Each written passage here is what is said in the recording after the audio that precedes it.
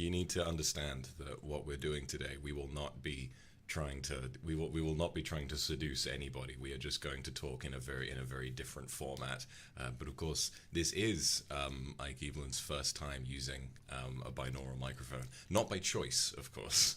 I have tried using a binaural microphone. It's just that when I got it, like I sent you the sample, and it was like severely deep fried for some reason.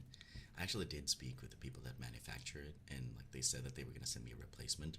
I don't think I've gotten it yet, so Sometimes these things happen. I remember I really wanted to get into Guilty Gear at one point, and I ordered a fight stick from online, and it turns out that I gave them I messed up my address info. Like I gave them the wrong postcode, but the right address, and so they just never sent it to me, and I lost track of it and forgot about it. And since then, I've kind of lost interest, and so that fight stick is somewhere in the world.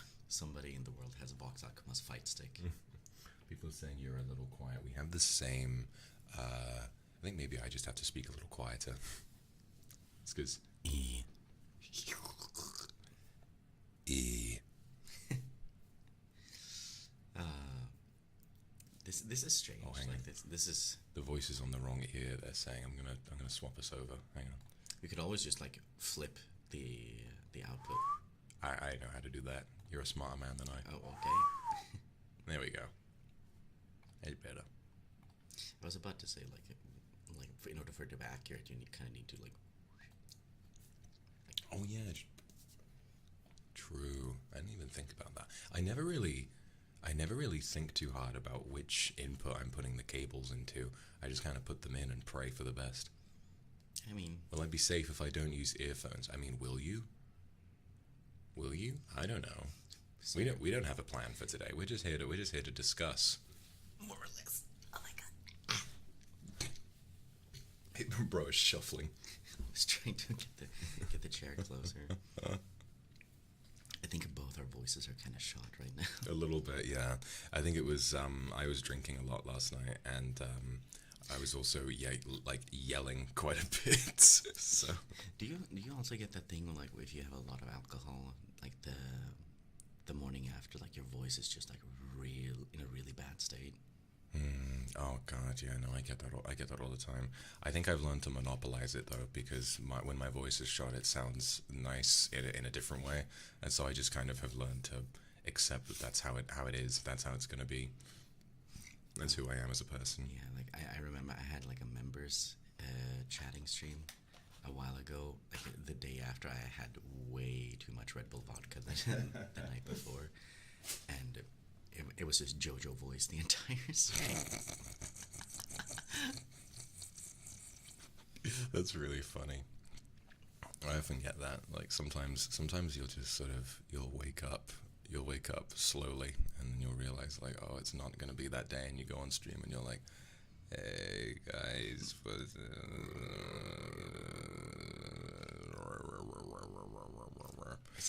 You sound kind of like those wannabe thirst traps on TikTok. why do guys get so bloody pressed when a gay guy hits on them? Yeah.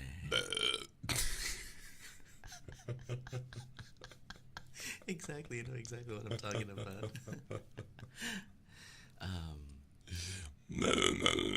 Jesus, that was loud. Sorry.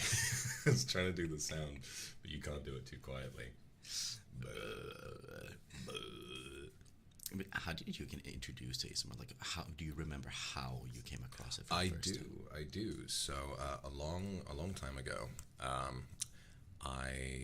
was kind of offering like my voice for sort of petty change, like random little local things. Like somebody's grandma is doing an advert for her website, and I would like do the voiceover for that and stuff. And I had a friend who one day came up to me and she said, ASMR. And I was like, what? I thought she was joking. I legitimately thought she was joking, because my perception of ASMR at the time was just like, hey guys, Whoa, that's wild. today we're gonna be writing fan fiction. You know? And like that was just kind of all I perceived it to be. And she was like, no, I think you'd be good at it. You should give it a try. And so I seriously was like, you know what? I'm gonna give this a go. And this was like, God, this must have been about 4 or 5 years ago now. Yeah, 5 years ago. I just started making it for myself. Like I didn't send it to anybody. I just kind of kept it to myself, and I just started like making little stories. I did not have an ASMR mic. I just had a regular mic, and it became more. And I think it definitely informed the kind of ASMR that I make now, because what I was doing was I was like just writing a story or like a little thing, and then kind of, you know, and then just reading it out. They would only ever reach like 4 or 5 minutes long, because I didn't know that in ASMR you can afford to have really long pauses between bits of dialogue. I just kind of made it like more of an audio drama, really. And then it kind of that. So now when I make ASMR, that tends to be what I do. I just sort of like use ASMR as a trick, like a Trojan horse, to smuggle like a story I want to tell to more viewers who are interested in ASMR. Does anybody remember The Night ASMR, where everyone was expecting kind of a soft romance with some wound dressing or something, and then you had to watch him die in your arms? That was Spoilers. That was great. Well, and everybody knows that. You ain't gonna listen to it.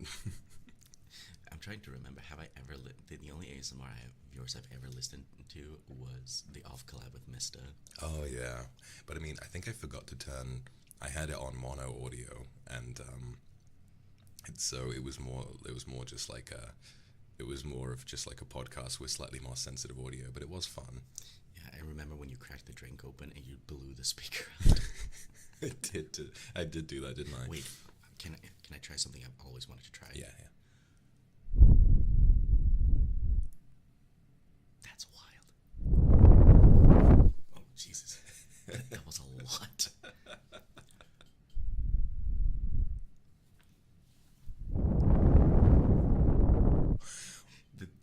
The different Look in chat. bicycle. Bicycle. Bicycle. I want to ride my bicycle. I Like- want to ride my bike. It was so funny because like when I did it, it was like a gentle gust, and then when it was you, it was just a hurricane. I think that's the problem with me, is that because I don't listen to ASMR, sometimes I just sort of forget like what sounds are actually good and which ones are bad. When I tried doing normal ASMR, it was mostly just me struggling to make slime the entire time. And then at the beginning, I was like, people like eating ASMR, right? And so I just had like a chicken sandwich and I just shoved it in my mouth and was like, Oh God. you know, and everyone was like, I can't do it. They tell me when he stops.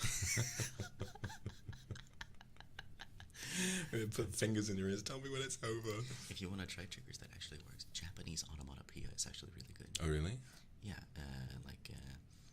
I don't know exactly what it means, but sk actually works really well. So if you just make that noise and like alternate from ear to ear, I'm not joking. It actually works as a trigger.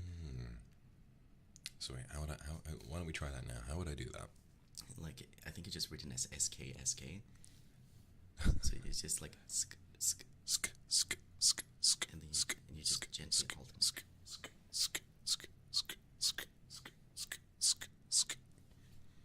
Yeah. No, we're like Stan Twitter laughing at the moment. Oh, yeah. Hang on, I'm gonna turn And your oop, game up a little. Remember Visco? Thing is, I've never looked at Visco. I don't know what it looks like. I've just heard legends Oh my of God. the Visco girls. Visco Girls was my favorite thing. It was so funny. And a oop, and a oop, and a oop. And oh my God, I'm not ready to go back to that era. That was not for me.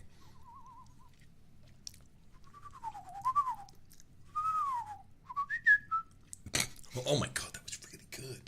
That was really good. Do you remember that really old Vine of somebody notification trolling someone? When he's just like doing the Twitter like, and then he just goes and flicks like a glass. Oh yeah. Oh, like wait, do we? I don't think There's a we- little. I don't think it would glass- make. I don't think it would glass make. There's a glass bottle. I don't think it would make the same sound. But Yeah. And then he just it's like a. You turn it to Popcat. funny sound. It is a funny sound.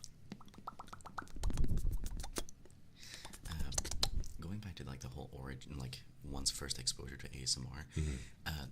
Thinking back, the first time I ever saw ASMR was when I was way younger, because there was a real, like, this was back in the day when when sharing like emails with funny attachment was still kind of a thing. Yeah. And one thing that got sent around was something called the virtual barber shop. And it was like, I think this was way before ASMR was even a term, where they rigged up like a bunch of microphones, and they have like some dude named Luigi that's supposed to cut your hair. And I'm not joking. I think his name was actually Luigi. Yeah, and it's actually really, really well done ASMR thing, where like you can like feel them going around your head and everything. There's one point where he leans in and whispers into your ear and whatnot. That was the first time I ever heard it. Then like nothing for years upon years upon years, and then I was just perusing YouTube one day, and I was just watching like a bunch of anime weeb stuff as I usually do, but the algorithm worked way different back then, and like sometimes you would get the Wild West of recommendations, right? You know this era, right? Where like you would get the wildest things in your recommendation. Oh yeah. If it was just even like related, like like on a tangent or whatever. And I see a video with like the thumbnail was just a very nice illustration, but like sort of like a mix between anime and like realism, of like a character like resting their finger on their lips, just like sort of like not really seductive, but it definitely like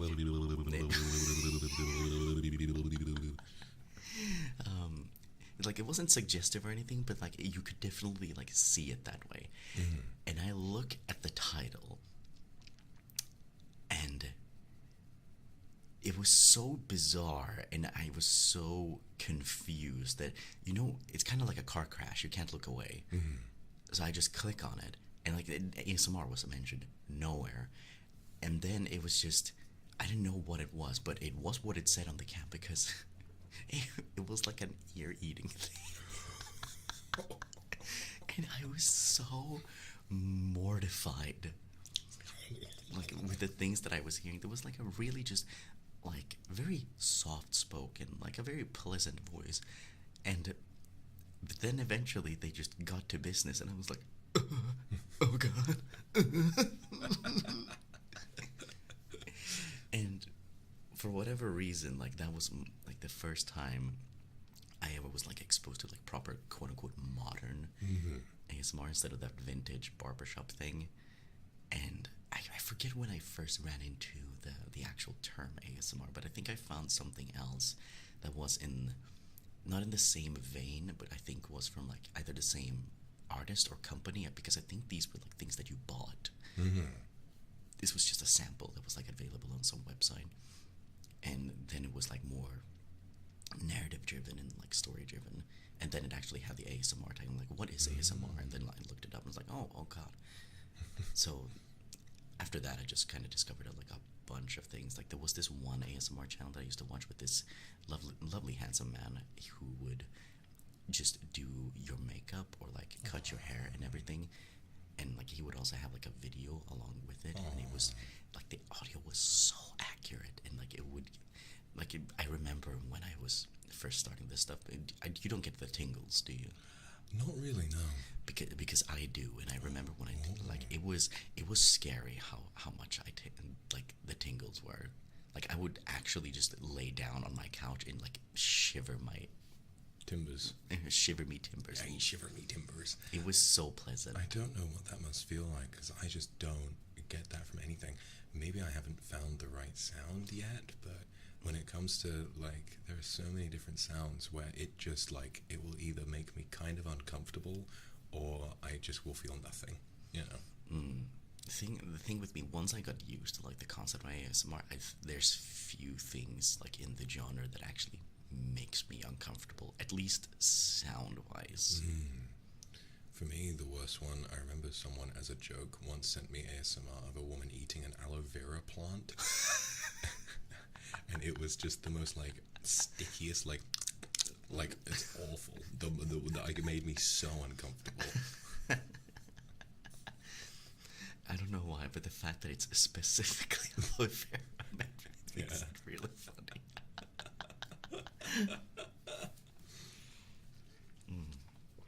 How do you feel about this? I won't say it out loud. You know, like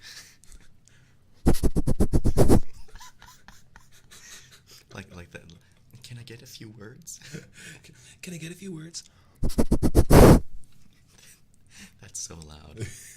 Hold on, let me see. Can I do that? I don't know. I don't know. How do you do that so fast? You just, I don't know. It's like a breath. I don't know how to breathe properly. It's like oh my god, no. We need to send Ike to breathing school. Breathing school. How do you do? I can't. I think it's like, okay, so you like have to really tense up your what would you call this? Is that like Your abs? Your Tense up that actually works. Hold on. There you go. There you go. You got it. You tense up. This is the first time I have ever given someone like a voice lesson and it makes sense and it works. Except that it sounded like a machine gun.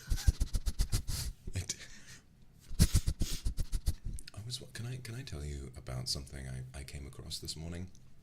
So, I've never watched a single episode of this. Got that dog in me. Like, no, you've got that dog in you too. Oh, dang. So I've never watched a single episode of any of these shows, but all of the CW DC shows ended. CW what? It's like a TV channel that has these really like low budget DC shows like Green Arrow, The Flash, Supergirl, and all that kind of stuff. We've all seen like those. They were liked by like their fan base, but I had never watched any of them. I saw a clip from one this morning from, I think it's called like Legends of Tomorrow or Heroes of Tomorrow or something like that. And the plot is so a villain called Gorilla Grodd, who is just a sentient but normal ass gorilla who is very large. They say Gorilla Grodd, he's going after Barry, and they're like, and of course Barry Allen is the Flash, right? And they're like, oh well, I mean, you know, how is Gorilla Grodd is never going to be able to catch him, and you know that'll be fine. He's like, well, I'm talking about a different Barry, and it cuts this young man in his university dorm who's working on a little essay, and Gorilla Grodd busts down the door, huge, terrifying CGI gorilla with this big teeth, and he says, Barack Obama, it would almost be an honor to kill you. What? The rest of the episode is Gorilla Grodd chasing down a young Barack Obama from the 70s. This is the only thing from what this was show. going like I just know that I don't know that the writers' room was like balling that day. They were having so much fun. This is one of those like writers things where it's like if the budget gets cut or one of their favorite ideas gets denied, they just make the next episode as hilarious and stupid as they possibly can. Or a lot of people make the most out of their budget because like I don't know if you remember the story of like what happened with Walking Dead season 2. I don't know much. I know that Walking Dead season 2 was much worse than season 1. Yeah, because like obviously the Walking Dead season 1 like pretty stellar television. Like it was, I don't know if it was the one, but I think it was the one that like sort of kickstarted the whole giving television like more of a sort of like a blockbuster budget. Because I think it was spearheaded by Frank Darabont, a guy who directed The Mist and Shawshank Redemption and Green Mile. So like obviously he knows like he knows a lot of people, and a lot of people just who really like big A-list actors working well below their pay grade just because they wanted to work with Frank because like he's such a pleasant guy to work with. But then with season 2, like I think AMC like cut their budget something awful, and they wanted to save money on zombie makeup because the zombie makeup was like really expensive and extensive. Looked great in season 1, but in season 2 like a lot of the makeup is, you could noticeably a lot worse.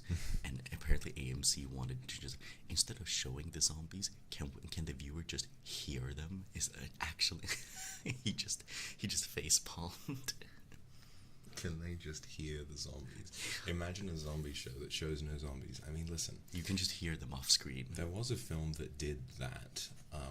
very well, which was Dunkirk. I don't know if you've ever seen Dunkirk, but No. it's a war movie from the perspective of the British soldiers trying to escape from Dunkirk in France, and you never see the Germans, like you never see the enemy a single time. Their planes fly overhead, and like the bullets fly like onto screen and stuff like that, but you never see them a single time, and it makes it feel a lot more sort of immersive and scary. But It's a Christopher Nolan movie, isn't Christopher Nolan, yeah. it? Yeah, but then it's obviously a stylistic choice. Oh, it's 100% stylistic, and it works incredibly well.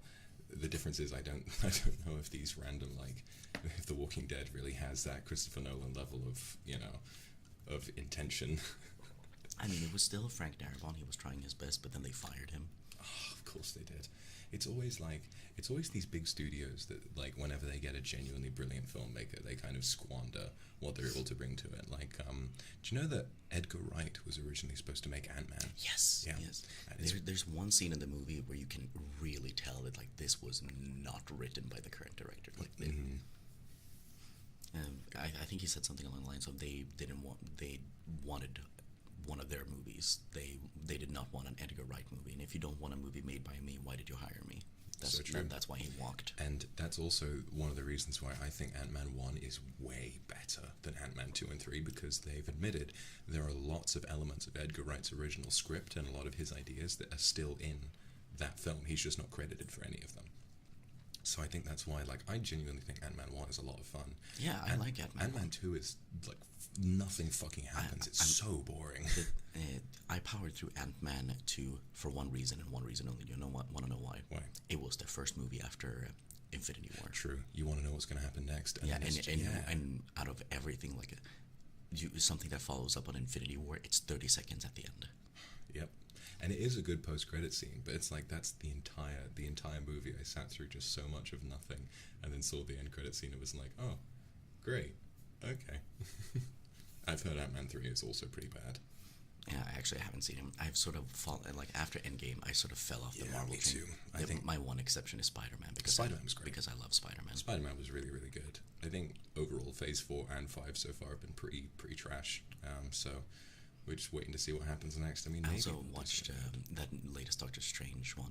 I thought that was really bad. Multiverse of Madness. I did not like it. I thought it was really bad. Yeah. There was a few things I enjoyed, but I enjoy Scarlet Witch. I enjoy Wanda's character a lot. Mm-hmm.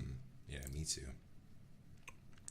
Well, the thing about Scarlet Witch, and I feel like I would enjoy it if it wasn't for WandaVision. I don't know if you've seen WandaVision. I have seen WandaVision. Do you remember? So in WandaVision, like, she is somewhat of a villain in that show, but she has such like an arc to sort of accepting that her family's gone and all of that. You get it. Like, could you imagine yourself in her shoes? Like, that you have the ability to sort of almost entirely like gaslight yourself into thinking that everything is fine.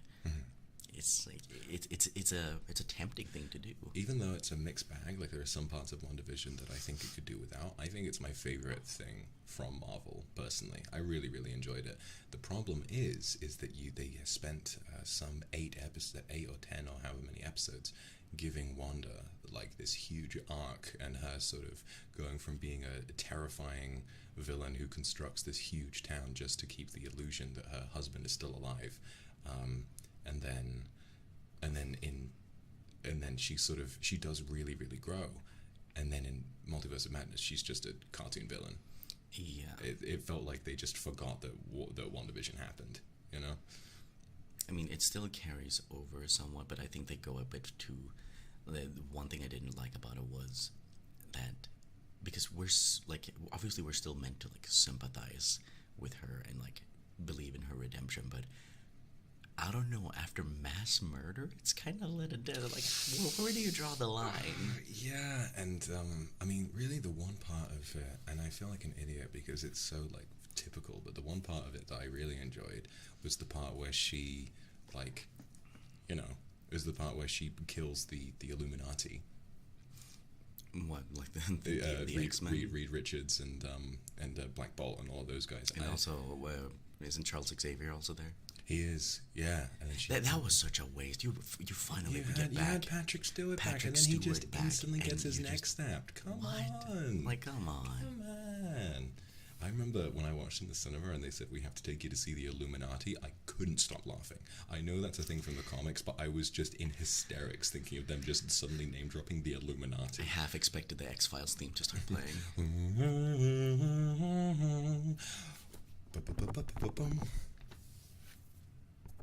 That's also a thing that like also works really well for Go for triggers. it. Like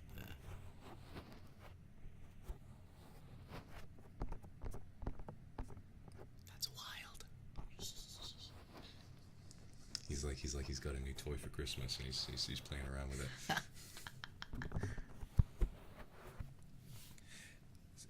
I'm very jealous about like other people's experience with ASMR, because some people have sort of sent me like super chats and stuff while I'm doing ASMR saying like, yeah, I get like this phantom touch thing, or like when you touch the ears it's like they physically feel like they're being I kind of touched. get that because yeah, I used to play a lot of VR chat, and I always heard this thing about phantom touch, and for the longest time, I thought it was just people like just sort of what's the word I'm looking for? Like living in a fantasy world, just sort of a shared like play pretend. Like obviously that's not real. It's just a bunch of baloney. And whenever people talked about it, I thought it was kind of cringe. And then, like, once I started like spending a lot of time in VR chat and full body tracking, I still didn't get anything. But there was one time where there was somebody that wanted to like make me uncomfortable. So what they had was like they had like their entire avatar was invisible except for their hand that had a spider on it, and they just put the spider like slowly so that it slowly crawled down my face because they wanted to make me uncomfortable. And but I didn't want to give them that, so I just acted calm. But what I did notice, when it was going down my face, I had tingling feeling on my face. And that's when I realized, holy crap, phantom touch is actually kind of a thing. Because after that, whenever somebody would like gently brush their hand down my face like that, or trace like the ridge of my nose, I would feel like a tingling sensation there. So I'm like, what's the science behind this? How is this a thing? This should not be a thing. It's definitely like a psychological thing also. Really good request. Can you say something in Swedish in our ears? Okay, I have the perfect thing. Go for it. Köttbullar är jättegoda och kostnadseffektiva. Does anybody know what that meant? It means that meatballs are delicious and cost effective.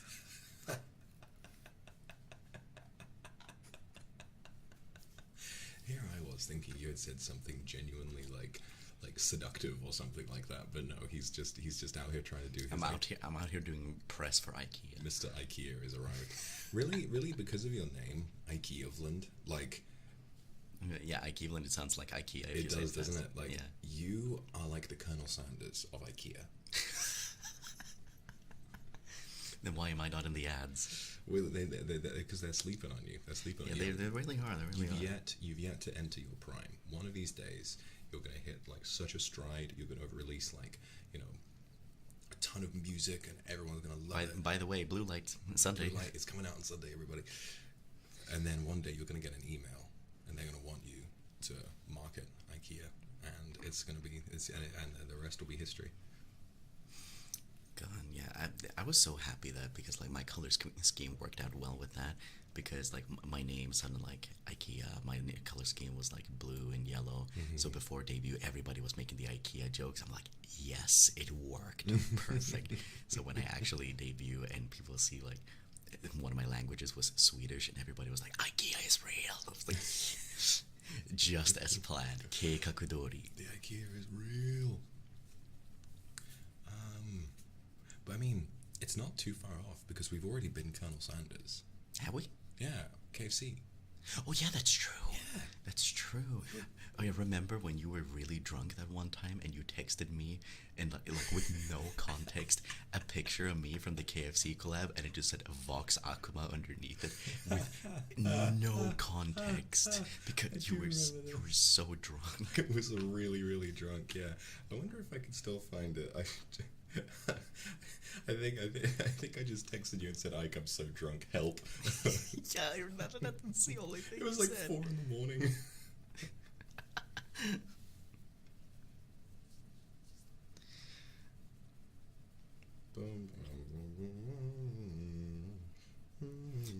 saw a couple of people say Nihongo yabai. That's one thing. Japanese ASMR hits different. Does it really? Yeah, because it has something to do with how their syllables or their syllabary is constructed. A lot of it is just really like well suited for like for getting the trigger tingles. I found it. I said, Michael, I'm so fucking drunk. What do I do? And I sent the Biden blast image. You've done well, kid, but so far I've only been using a mere 5% of my power. Now get ready for my Biden blast. Joarida. And then when you hear like the pew sound effect, you just hear him going "yeah" in the background. Yeah. They need, if I ruled the world, I would make legislation that the only thing you can use generative AI for is to make funny memes. Yeah. Non-profit, non-commercial, just make, because that's the only thing I think it's ever done that's been fun and good for people, is just making everybody laugh. Like, look at this shit, you know, like like Joe Biden's voice. That was such a great trend for a little while, and you know, or like the little AI generated images of like Joe powering up like a Kamehameha or whatever it is. It's like, that's pretty cool. Obamehameha. It's definitely more powerful than the Biden blast. You know, it was really funny. Like when I was playing like Persona 5 the other day, they had like a question about like Hawaii and about King Kamehameha. So when I saw that, all I could think of was the Obamehameha. That's true. Yeah, that is a guy's name. I remember. Yeah, King Kamehameha. King Kamehameha. What was he from? Where was he from? Hawaii? Hawaii. Yes, that was it. I remember from. I think he's a leader in like Civ 6 or something like that. Yeah. Something along those lines. Yeah.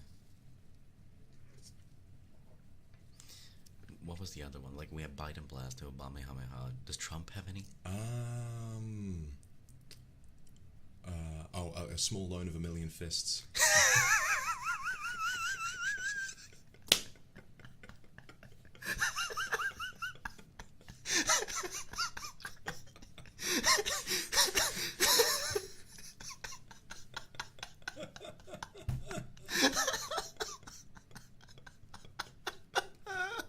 I don't know where I got that from.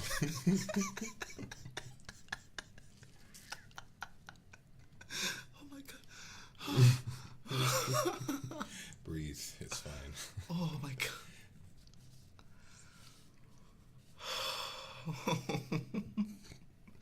I had to try so hard not to laugh really loud. I'm just imagining like some sort of slightly off-looking AI-generated Donald Trump with like 300 different fists appearing around him.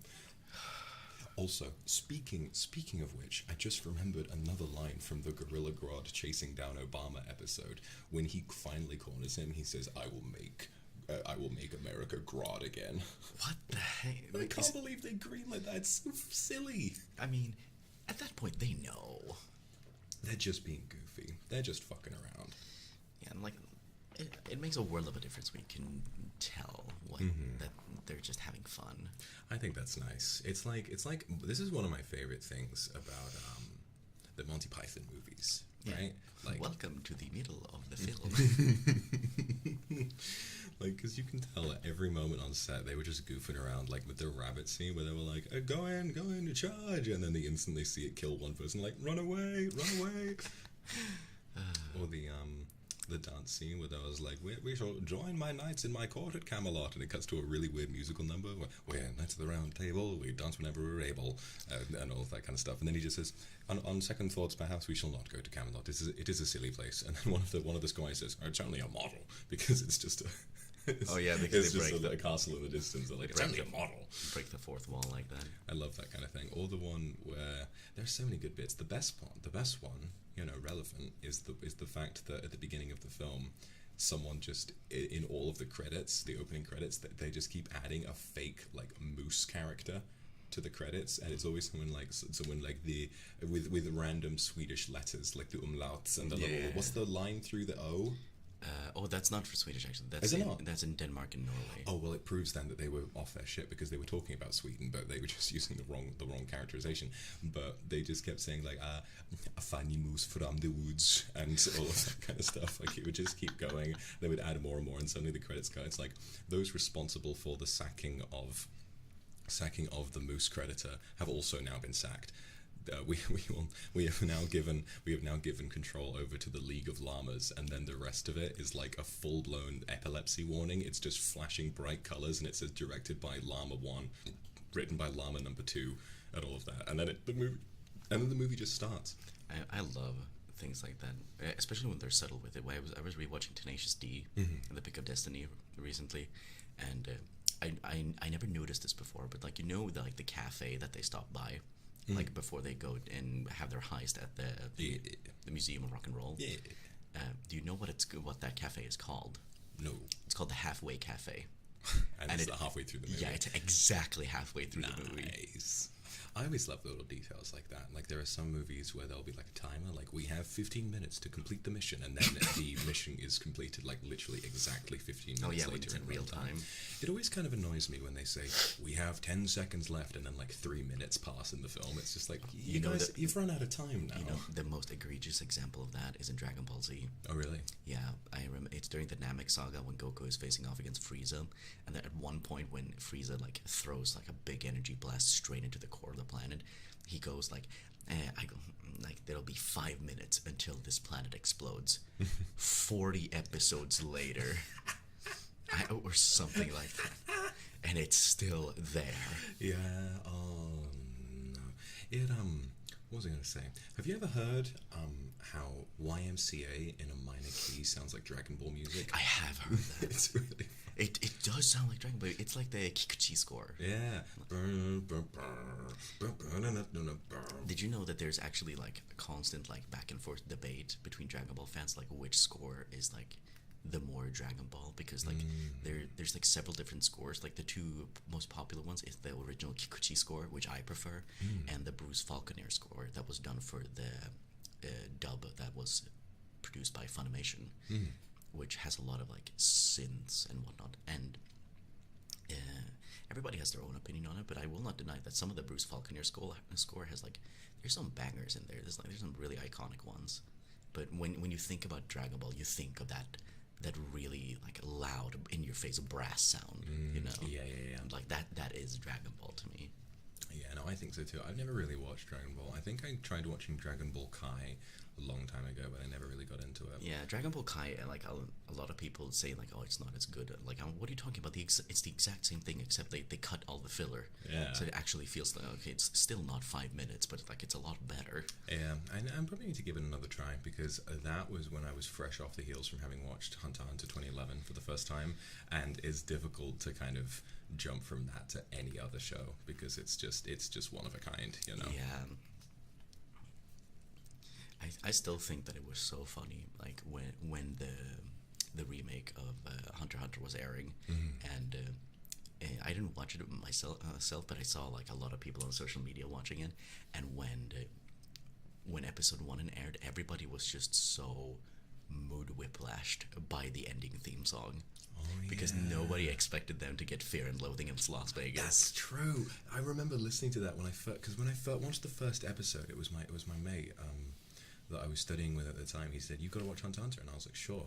And I watched it, and I was kind of like a little nonplussed by the first episode. I was like, it's all right. And then I heard the outro with the and I was like, yeah, like like that. That's what I love about Fear and Loathing in Las Vegas.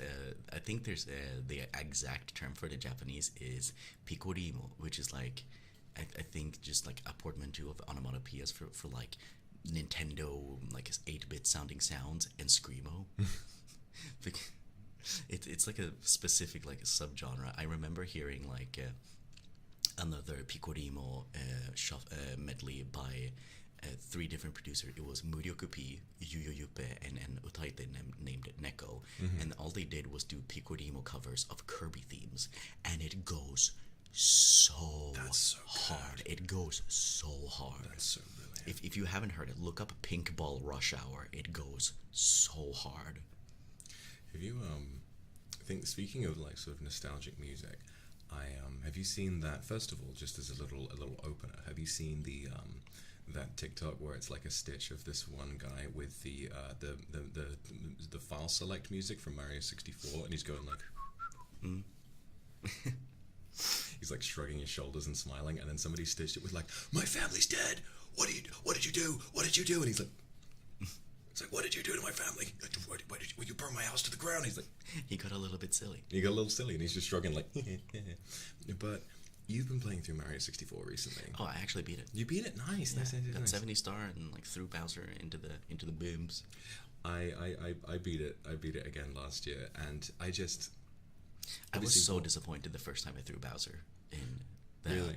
the All Stars correction, because Oh yeah. Bye bye. bye bye. Instead of so long, yeah, Bowser. Yeah, I missed that so much. But I was just thinking about it because I was listening to some music from the game, and I don't know if you can really get a more surreal, nostalgic experience than you have with Mario 64. It's like it's so unique and it's so itself. You know, Rainbow Ride. Rainbow, right? I Rainbow. mean, listen, it's a much more difficult game than we remember. Yeah. Like I don't remember, like when I was younger, I never mauled it at the game. I don't ever remember myself mauling at it. I straight up mauled it. I was so angry at Rainbow Ride. That was, Rainbow Ride is just mental torture, because it's not only that the stage is like just one wrong step and you're resetting. It's also that the stage is so slow because you're just sitting on like flying carpets and waiting, and the music is the most, oh my god, stress-inducing thing in the entire game, like soundtrack-wise. So true. That was me when I had to do the final Bowser fight because I just couldn't. Maybe it's something about the All Stars version having like a little bit of Nintendo Online kind of lag to it, but throwing Bowser in the final fight was so difficult. I kept missing. I was getting. It took me like 35 minutes to just keep reloading and trying again. It was a nightmare, but it's all made worth it for those levels where. Did you ever? You played Mario 64 DS. Oh yeah, as well. 100%. That was my introduction to the game too. Did you have dreams about that game? I did not actually. That's weird because I think like the basis for the whole every copy of Mario 64 is personalized. Oh my god, thing. the fact that you brought that up, I just remembered something recently. Oh yeah. Oh my god, I have this. You know, random. See, just remembering, I'm getting goosebumps because it was so wild. Do you know certain things in your life that you just like remember clear as day for no reason, like core memories? One core memory is when I was very recently traumatized by a screamer. Oh yeah. And as a result, I was very paranoid of YouTube videos. Makes sense. So a lot of the time, I would like put on YouTube videos on speakers that I thought like maybe this is a screamer, and walk away just to let it play through and see if I heard anything. There was one video I watched of Mario 64 and something about unlocking Luigi or something. Right. And it had this really convoluted setup about like clipping through a wall and whatnot here and there. And something about like the music that was playing, I just knew that this might be a screamer. So I stood up and walked away. Right. And sure enough, I heard the screamer. I was like, I knew it. I called it. So I just moved away from that.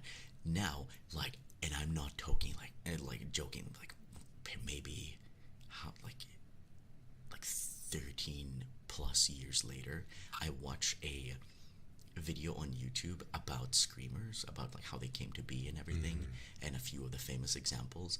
And then like at the very end, he decides like the screamer that got to me the most is not available anymore. All that exists is a screenshot of the thumbnail. So they were trying to catalog it, and it like even on like there's a screamer wiki. It's the exact video I saw all those years ago. I recognized the thumbnail and everything. And I'm just like, oh my god! Lost media. Yeah, that screamer video is lost media at this point, and I kind of want to rewatch it. Just to see what, yeah, because it's so mysterious. Like, I remember I had that there was this random sort of cheap free MMO that I downloaded on my Windows XP laptop. It was the first time I ever got Screamed, and it was like how to get infinite money. And obviously I fell for that. I was like, I'm gonna get infinite money, and so I watched that, and it was like, okay, first you get this, and then Screamer, and like I leaned back, covered my eyes, and like desperately tried to like exit out of the video, like threw my headphones off and everything like that. And then I was so paranoid, I would always like scrub through the video beforehand to like see if I could find a scary image, and then I would just get rid of it. Yeah, in the past they didn't have that. They didn't, did they? Yeah, when you hover over that timeline, you see like a little preview. Sometimes you just get that, like, honestly, Mario 64 is personalized is such a great idea, because I've never had dreams about a game more than Mario 64. Like, I vividly remember every dream I've ever had about this game. It would always be me stumbling onto some secret level or something like that. I remember in the first floor, where you've got like Wet Dry World, you've got all of those different levels up there. I remember finding a doorway that had like a few pixels in the door frame, and like clipping through those and finding a whole new set of levels. And I remember, and like there was one where you're in a giant kitchen and you have to like wall jump to get on top of the chairs. There was one which was like this giant parapet and the wall of a castle with a boss at the end. A lot of this. I remember so much about this, and I feel like every copy of Mario 64 is personalized would be a lot creepier if it was just weird, like it was just weirdly specific, like, oh, my copy of it did this, but all of the content is just Wario apparition. I mean, the Wario apparition worked for like one of them, but then there's always like, I found this image of Luigi hanging by a rope with blood coming out of his eyes, and it's like, no, you didn't. It's just kind of fucking typical, like very, very creepypastery. I feel like just making it very weird is a lot scarier, having like slight alterations to the music. Plausible. The best one I ever saw was, I think it was by this guy called Greenio on YouTube, and like, did you ever try going into the giant stained glass window of Peach outside the castle? No. I was convinced you could unlock Waluigi. I was convinced that he was hidden in the DS game, and I kept trying to find like any sort of anything resembling a painting that I might be able to get inside. So there's the giant stained glass window above the bridge where you enter the castle.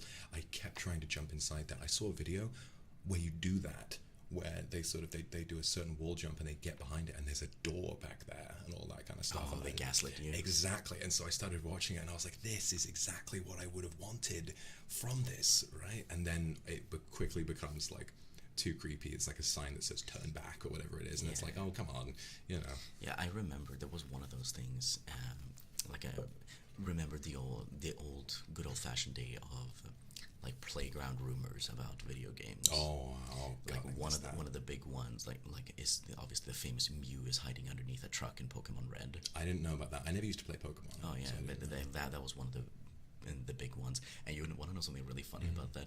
Like that truck, you never see it in the original. The only way to get it is like to do sort of sequence break, and it gets surf early. So when you're supposed to like step aboard a boat called the SS Anne, if you just like surf off the like bridge that you walk on, and you'll find a truck that's just there, like that you never see. It's just like part of the tile set, and people just said, "Oh, Mew is underneath that truck if you use like strength on it."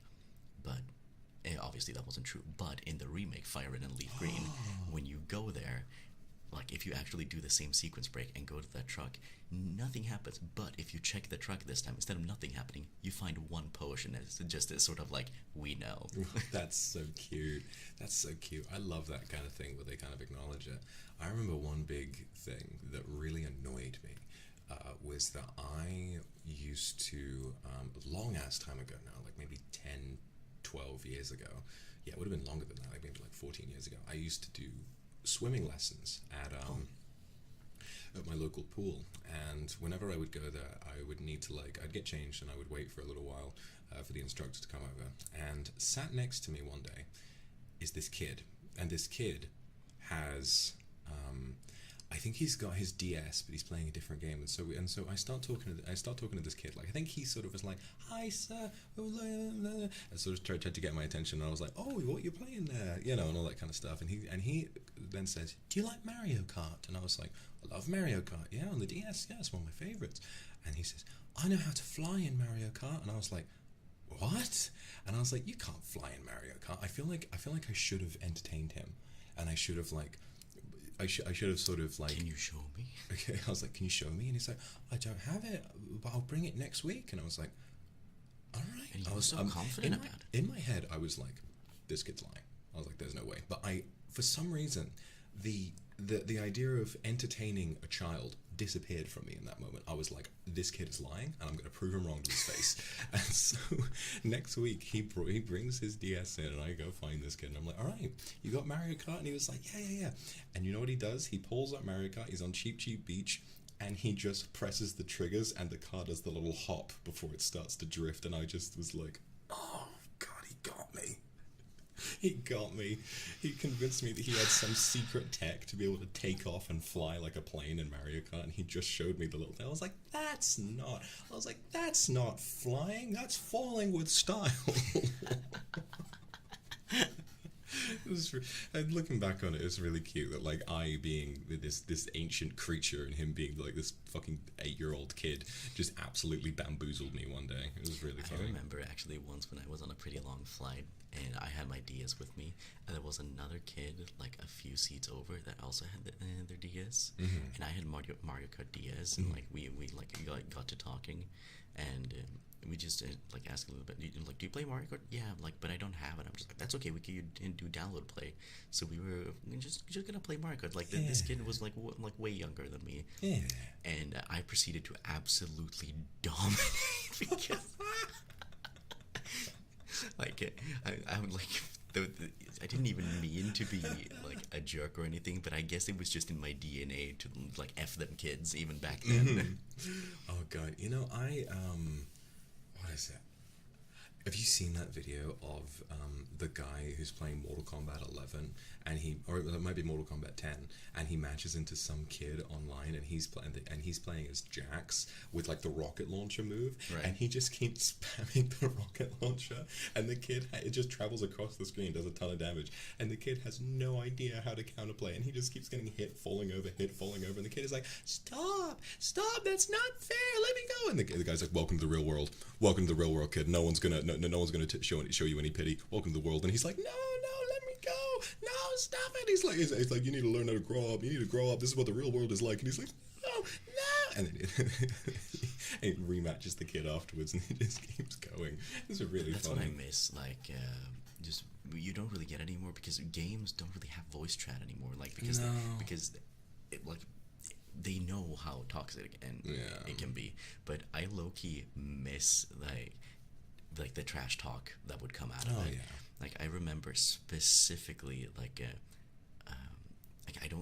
can't find it anymore because it was on like a Machinima top 10 video, and Machinima like nuked everything. But there was this one kid that just launched into like a rap god level tirade about like there was like somebody like yelling at this kid and saying like really like you're basically run of the mill like oh like you're a piece of blah, I'm gonna do X, Y, and Z to your family, and then he launches into like a rap god like thing like. I don't even want to say it because like it does get kind of vulgar, but it's like very creative. The fact that he doesn't stutter. That's I can never do that. Freestyling is impossible. Yeah, for me. yeah, because like once he's done, like the dude says it doesn't even say anything. He just like kind of laughs and just says, "The 4th of July," because like he mentioned something about the 4th of July because he couldn't believe what it was, what he just heard. Have you ever seen that one where the guy is like, "Man, we lost the game," and he punches his desk, and the kid on the mic is like, "I'm gonna put my cat on the mic," and he's like, don't put the cat on the mic, and there is no cat. This kid leans as close into his mic as possible, and as loud as he can, he goes, "Meow, meow, meow," as loud as he can, and he's like, "Dude, shut up, that's not your cat," and this kid does not stop. Meow, like. I need you to understand how much it's clipping and busting out the mic with how loud he's saying "meow." It's so hilarious. That is so good. Or have you seen that one Twitch streamer that like throws his controller and just go, "F you! I hope your whole family has a nice Christmas." Have you seen that? I have not seen that. No. And the thing is, he sounds like he's on the verge of tears. Like, it's so it's so good. And, or have you seen the guitar hands voice message? No. What? You've not seen the guitar? What is that? It's some guy. I think somebody that like probably talked smack with him on GTA Online, and he just like goes, "Yeah, well, you're just jealous that I'm gonna be able to do something with my life and my guitar hands that you can't. So yeah, kid, you're gay." And then he plays Enter Sandman. Oh my god! I think there was one kind of like that where someone sends a guy like a bad message and he responds with a voice which says, "Man, why your ass look like a." Oh yeah, and it's like the redneck theme from Earthbound. Yeah, right. I think that's it. Oh god, I had another one in my mind. I think that was it. So we're about an hour in now. I have a question. What up? How would you feel about trying some real caviar? I'm a little bit nervous. That's but, okay. But at the same time, like it's caviar. You like caviar? Well, I do like caviar. I went out yesterday before I was originally gonna stream yesterday, but I needed to go out and get this, so I wound up not having enough time. But what I wound up doing was I went out and I purchased some more caviar and some bellinis to have it on. So I don't have What's any. a bellini? A bellini is a little pastry. It's a little pastry. Normally we would have it with creme fraiche and with egg whites, but I think that Sorry, like South Park has a ruined creme fraiche for me. it's true. Cream fraiche. But I think the less ingredients, the better. The trimmings with caviar, like creme fraiche, like onion and all that kind of stuff, it tends to just be to counteract the saltiness. But you like saltiness, don't you? I do like Especially with Svennes, like that's very salty. yeah. Sven is very salty. All right, you have your fun. I'm gonna go get this stuff, and I'll be right back. Alrighty. Hi guys, you're stuck with me now. While Vox is going to get that caviar. God, this is so like strange because I have had this mic, like this exact mic, like near me before, but it's weird hearing it actually like. Oh, hi, I'm Vox now. Like, this is the first time I've ever done this. Let me move him over there. There. Now he looks happy. He's happy now. It's weird having it actually work. Like,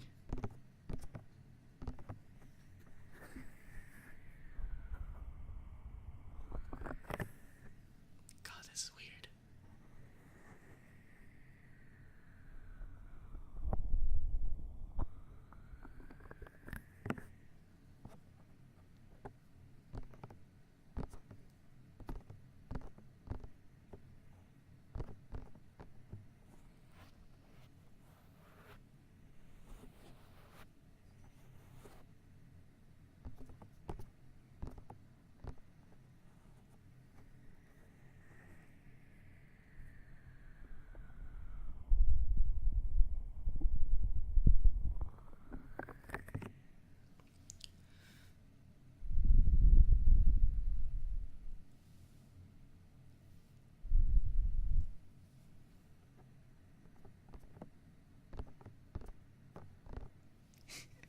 This is fun. This is actually really fun.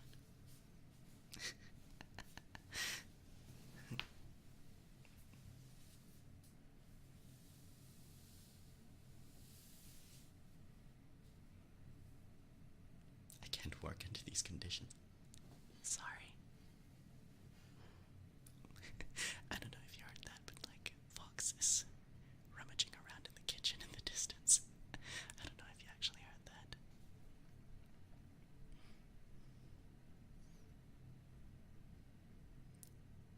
Fox has conditioned us with the cupping. I would assume that he usually does the cupping thing. It's one of my favorites too.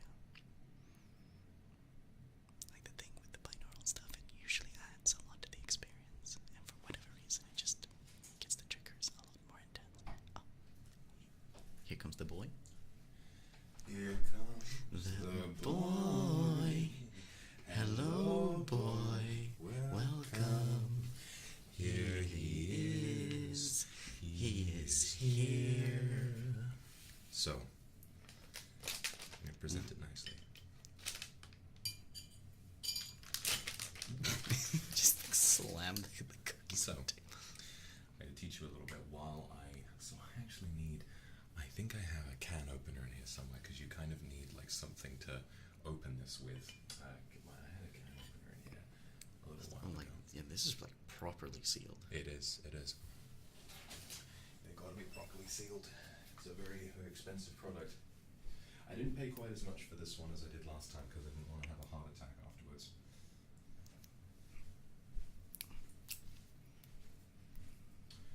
Where is His Majesty's fine caviar. His Majesty's fine caviar? They got a new one for King Charles's coronation. Actually,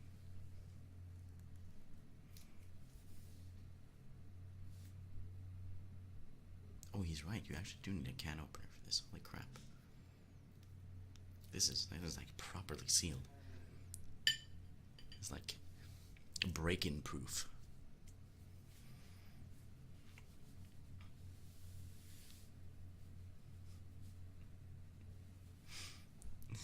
I just saw Haka go past in the chat.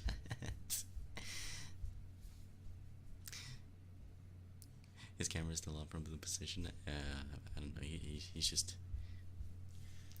in standby mode. alright, I've got like a wine bottle opener. I'm not sure how well this is going to work, but I'm going to try. Hopefully, it's not too loud. It shouldn't be. That's not going to work. There ain't no way. Oh no. I have a good can opener for this, but... Oh no. Hang on. Wait. I don't know why. I just remembered the. Have you seen that one clip of somebody stabbing like a knife into their phone? No. Yeah, they stab it like right into their phone, and like you can hear like the screen cracking, like the touchscreen like breaking. But then something happens where like it accidentally taps something on the screen. So while he's stabbing, you just hear boom, ba-dee, ba-dee, ba-dee, ba-dee, boom, ba-dum, boom, boom, boom, boom, boom, and he just starts laughing. Why is he stabbing his phone? It makes me think about that one time a girl was on IG Live just playing around with a gun, and you can hear a loud bang, and the stream stops. So you can see that she shot her phone by accident. What? It's really stupid. I swear I have like a better can opener for this in here, but I can't find it. Oh no! I'm gonna open What did this. you use a can opener for earlier? For opening the last caviar I had when I did it on You stream. don't know where you put it after that? I don't remember where I put many things. Okay, hold on. No, this is a delicate spoon. I shouldn't try that. Yeah, that's gonna break. You know what? Did you finish your nuggies? I don't think I did. No. Oh, I thought so. I mean, maybe we can reheat them later if you feel like you. I don't eat nuggets. You don't eat nuggets. No, Fair enough. I wish I did, but no. They are. Somebody asked me to use my heel to open it. I think my heels are a little bit like. How sharp do you think they are? Yeah, he's not wearing stilettos, guys.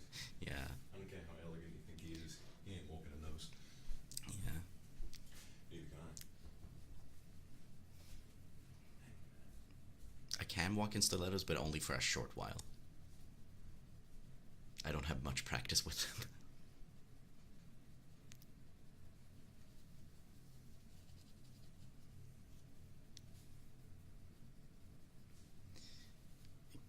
Can we seriously not get this open?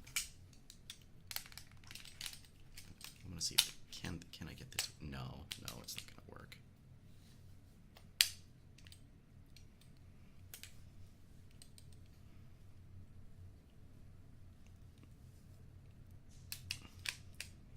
アイク君初のブラックキャビアそうだよ。なんか普通のブラックキャビア全然食べたことないのでちょっと緊張している。でも I don't know where this came from. Hmm? I don't recall ever having owned one of these. I have found a socket wrench. Socket. I'm gonna try and open it with Oh my this. god, I'm gonna laugh so hard if this actually works. It'll work. Oh my god, what if it does? It's just a little bit too big. Come on. Come on, I believe.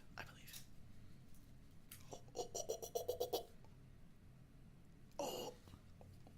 It's coming home. Oh, there it is.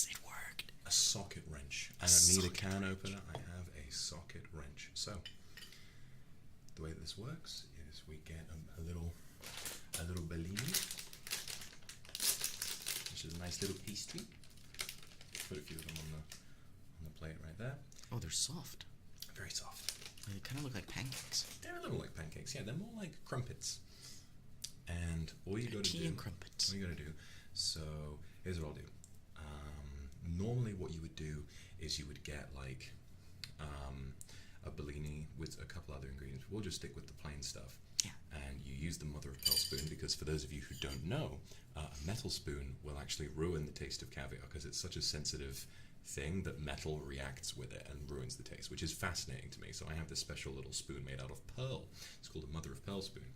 And so you would normally just get a big scoop of it, put it on the bellini, and do you feel comfortable having that much at once, or do you want to have like a little nibble first? Let's have a little nibble first. Okay. I will just keep Also, the fact that it's called Mother of Pearls, that makes me remember. Mother of Pearl. It reminds me of a song called Mother of Pearl Bones by a producer called Babu Chan. All I want you to do is just scoop only as much as you want. Perfect. And just put that on there like so, right? Alright, here we go, guys. This is Ike, who loves caviar toast. This is his first experience with real caviar. Here we go. Doesn't really smell like anything. It doesn't smell like fish, no. That was what shocked me. Okay. Let's see. Bottoms up. Itadakimasu. Itadakimasu.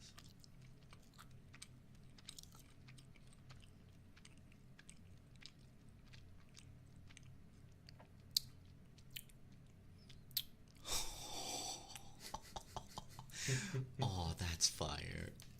Let's fucking go, baby. That's so It's really good, isn't it? I'm gonna have a whole bellini with a ton of it on there. I love this shit. Itadakimasu. Oh my god. He just put like half the cup onto his bellini. That was like half the cup. You see what I say when it's like butter, don't you? Yeah, I see it. Like it's almost completely melted. You know, I haven't had this specific caviar before. This one tastes a little bit fishier than I'm used to, but I still like it. I think that maybe this was a good type of caviar to introduce you to, because it's kind of like a good middle ground between Siboneyes and the new stuff. I'm just a little bit scared. Like I wonder if the whole thing is gonna work. Whatever. It's gonna be fine. Oh. Bone out the teeth. No, it's still good. Let's fucking go, baby.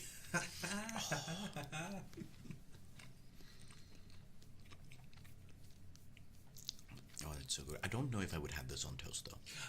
So it's actually interesting. So in most places in the world, they would have this on bellinis, but in Russia, actually, it's tradition to have it on toast. Really? Yeah. That's where a lot of some of the most popular name brand caviar is beluga, and that is farmed from sturgeon in Russia. That's actually nuts how good that is. Like even the aftertaste is nice. That's why it's so expensive. It's such a delicacy. Do you mind if I have some of your orange juice? Yeah, of course. It's just so bizarre that those are fish eggs and they taste like that. Isn't that weird? It's nuts. Have you seen that one episode of like where Gordon Ramsay goes to like I have, yeah. like where he gets like fresh caviar, like you're literally straight off. I have seen that, and it's really fascinating. Oh, that's so good. Oh, it fell apart. No, I'll get you another one.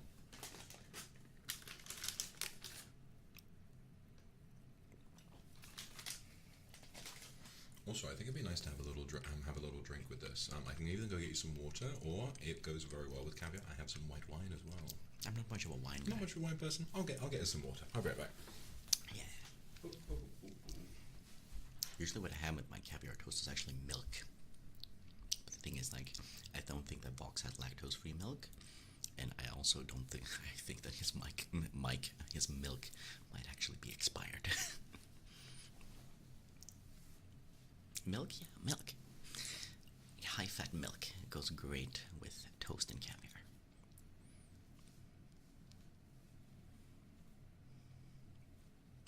Fancy boys indeed. Very fancy boys.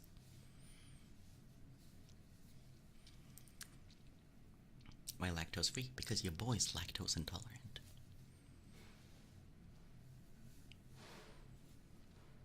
The thing is, like with I've tried lactose-free milk in other countries, and in other countries it tastes differently from regular milk. But when it comes to Swedish lactose-free milk, I don't know what they do. Maybe it's something about the way that we treat our cows, because the living conditions for our cows tend to be very, very good. So that might have something to do with it, because lactose-free milk and regular milk are completely indistinguishable from each other.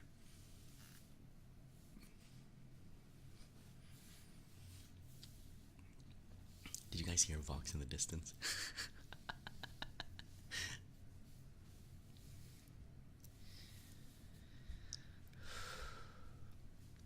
I miss almond or soy milk. I haven't really had much of almond or soy milk. Boo. Oh, boy. I got myself a whiskey. Oh, a whiskey. I feel fancy right now. Is that just from the tap? Just tap away, yeah. Whiskey at 2 p.m. Hey, caviar at 2 p.m. It's 5 o'clock somewhere. It's 5 o'clock somewhere. Or my personal favorite, like, hey, 5 o'clock was 20 hours ago. I'm so glad you're enjoying this. I've got to. I've been eating like this, what some people call fake caviar, for so long. Finally having the real stuff, it's like, damn.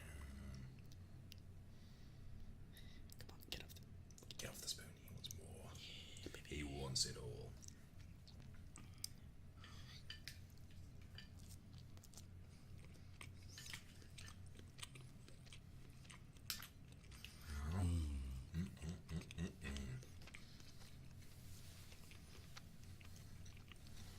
The thing is, I can still like taste like kind of what Svennis tastes like. However, I think what fucked you up last time was when you is that I put it on the way that I usually put it on, with like A stringy. the stringy pattern. Usually people just put it on a little bit and then spread it out with a knife. So I had like a big chunk of it. Interesting. Oh, I do have all of my Hot Ones hot sauces left. Ayo. Kind of want to try that. We should get some bulldog later. We should get some bulldog. Yes, we need to get bulldog. We can have that tomorrow. We can do that. We can get some two I don't times. have any like fried chicken or anything for the hot sauce. We could try having it on these bellinis. I mean, we could. I feel like there's going to be some like very rich sort of caviar aficionado who watched me, who like listened to me open the tin of caviar with a socket wrench and is just going, losing it. What are you doing? Don't put hot sauce on the caviar. I genuinely think that hot sauce with caviar would not work. I don't think so either. I think it would be a nightmare. Might be rancid.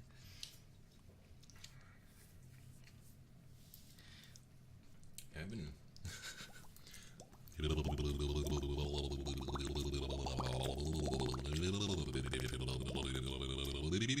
No, do it without voice and just like.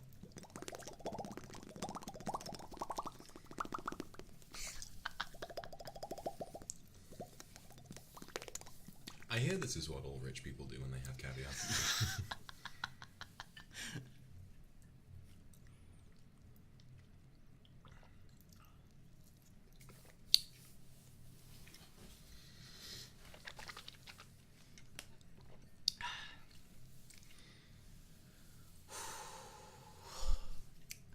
I feel strangely content. Like after having a croissant, a chai tea, and some caviar, I'm just like, man, good morning, world.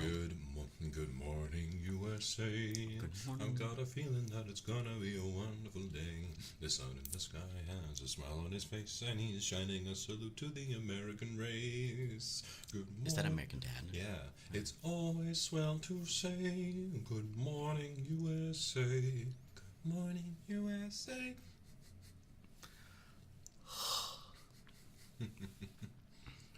I got a feeling that it's gonna be a wonderful day.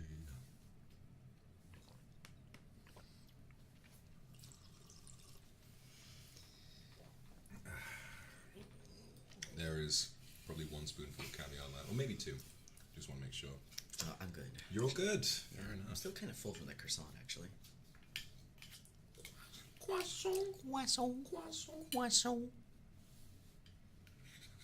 It's funny because whenever I have roe, like red, some people call it red caviar, but it really isn't proper caviar. Caviar is always from a sturgeon. Whenever I have that, it kind of bursts in your mouth, almost like boba. Whereas this caviar, Boba doesn't burst though. You just kind of chew through that. I had a boba dessert once, which was like an ice cream with little boba pearls around it, and they sort of burst with those citrusy flavors. It was really good. The thing about this caviar, is that it just melts in your mouth. They look like these perfectly rounded spheres, but they just disappear in your mouth. It's really good. His Majesty's fine caviar. Thank you, Prince Charles.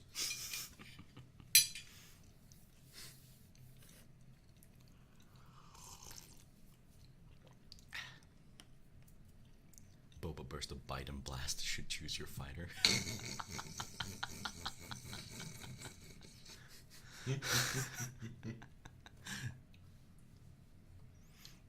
You want to get some Biden tea? Small line of a million fists. Oh, that was so funny because it has that energy of like it could be like a shonen attack. It totally could. I reckon that will exist. Like, do you remember there was that person who made like the SpongeBob anime intro? Like it was really well animated. Imagine like someone just makes a sort of a sketch thing, like it's a 4-minute anime battle. They did do a 16-minute episode with Japanese VO and everything. Oh my gosh. Biden Burasto.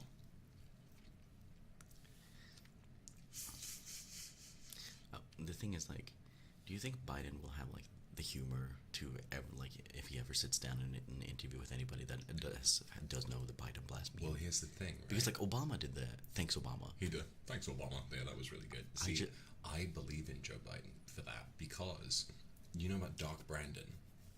Who? Doc Brandon. I told Kotka about this. So Doc Brandon is a meme that's like, oh, it's Joe's evil alter ego. And it's Why Brandon? Whenever he puts on, I guess Biden, Brandon, I don't know. He puts on like these dark shades, and they're like, "Oh, it's Doc Brandon.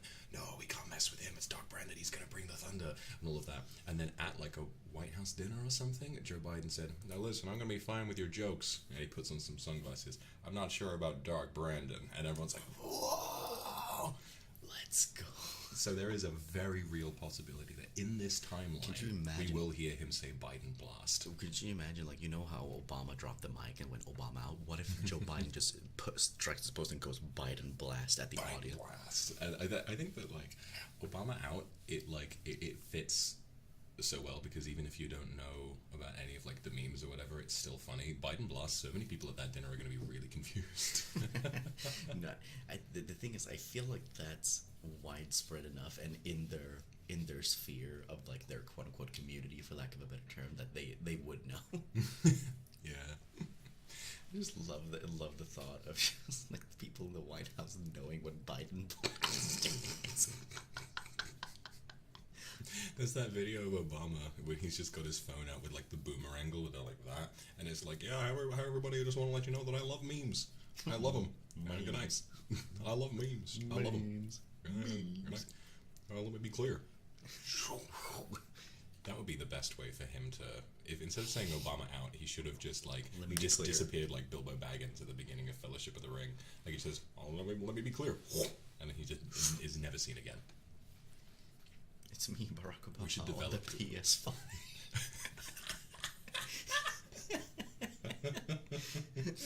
That was my favorite genre. That was my favorite meme for the longest time. It was the one where it's like a Nintendo character announces that they have a game for a non-Nintendo console, and then they scream because they realize that they are not on the correct console.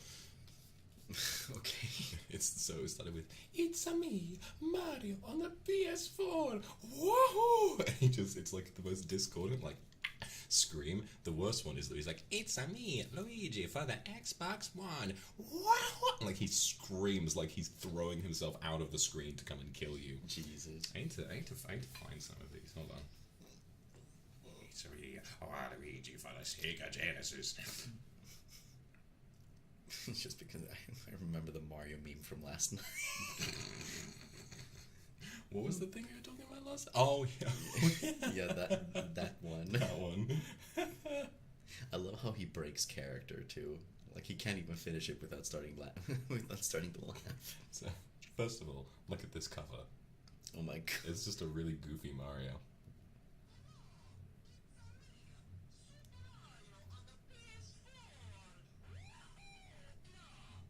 Why?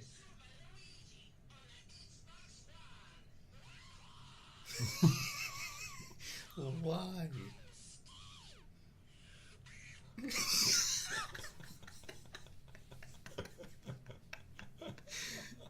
Wait.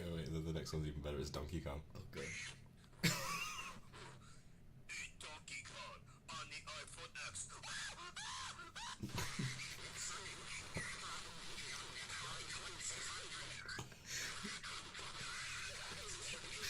I can't hear a single thing he's saying.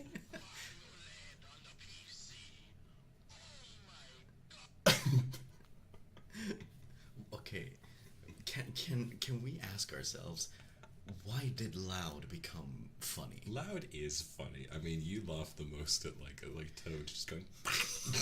I know, but like there has to be a reason. There has because I know it started with like the whole RIP headphone users on Vine, where people would just, instead of having, because you couldn't add sound or like music to Vine, people would just play music from another phone right next to it, and sometimes it would be way too loud, which is where all the bass boost memes came from, because people just thought it was funny. Why was it funny? See, I'll tell you like one sort of loud equals funny moment that like genuinely killed me. So Okay. a few years ago, while I was in, I think it was like my second year at university, and it was like there were these Zoom calls going on for all the lectures and stuff. There was an introductory. Why are you laughing already?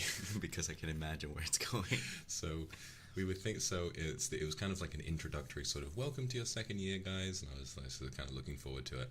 And then at the end, they had this like one of the speakers said, "All right, everyone, to say thank you, what we're gonna do is everyone's gonna turn their mics on, and we're all gonna clap at the same time." And it sounded exactly like you would imagine.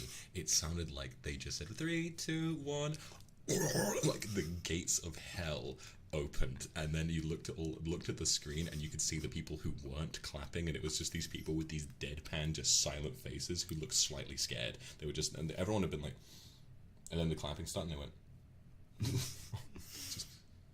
The thing is that what's so funny about that is not only was it like all the bad mics and the poor bitrate, Yeah. it was also like, because usually like they have automatic noise filtering, so that noise filtering probably distorted the claps even more.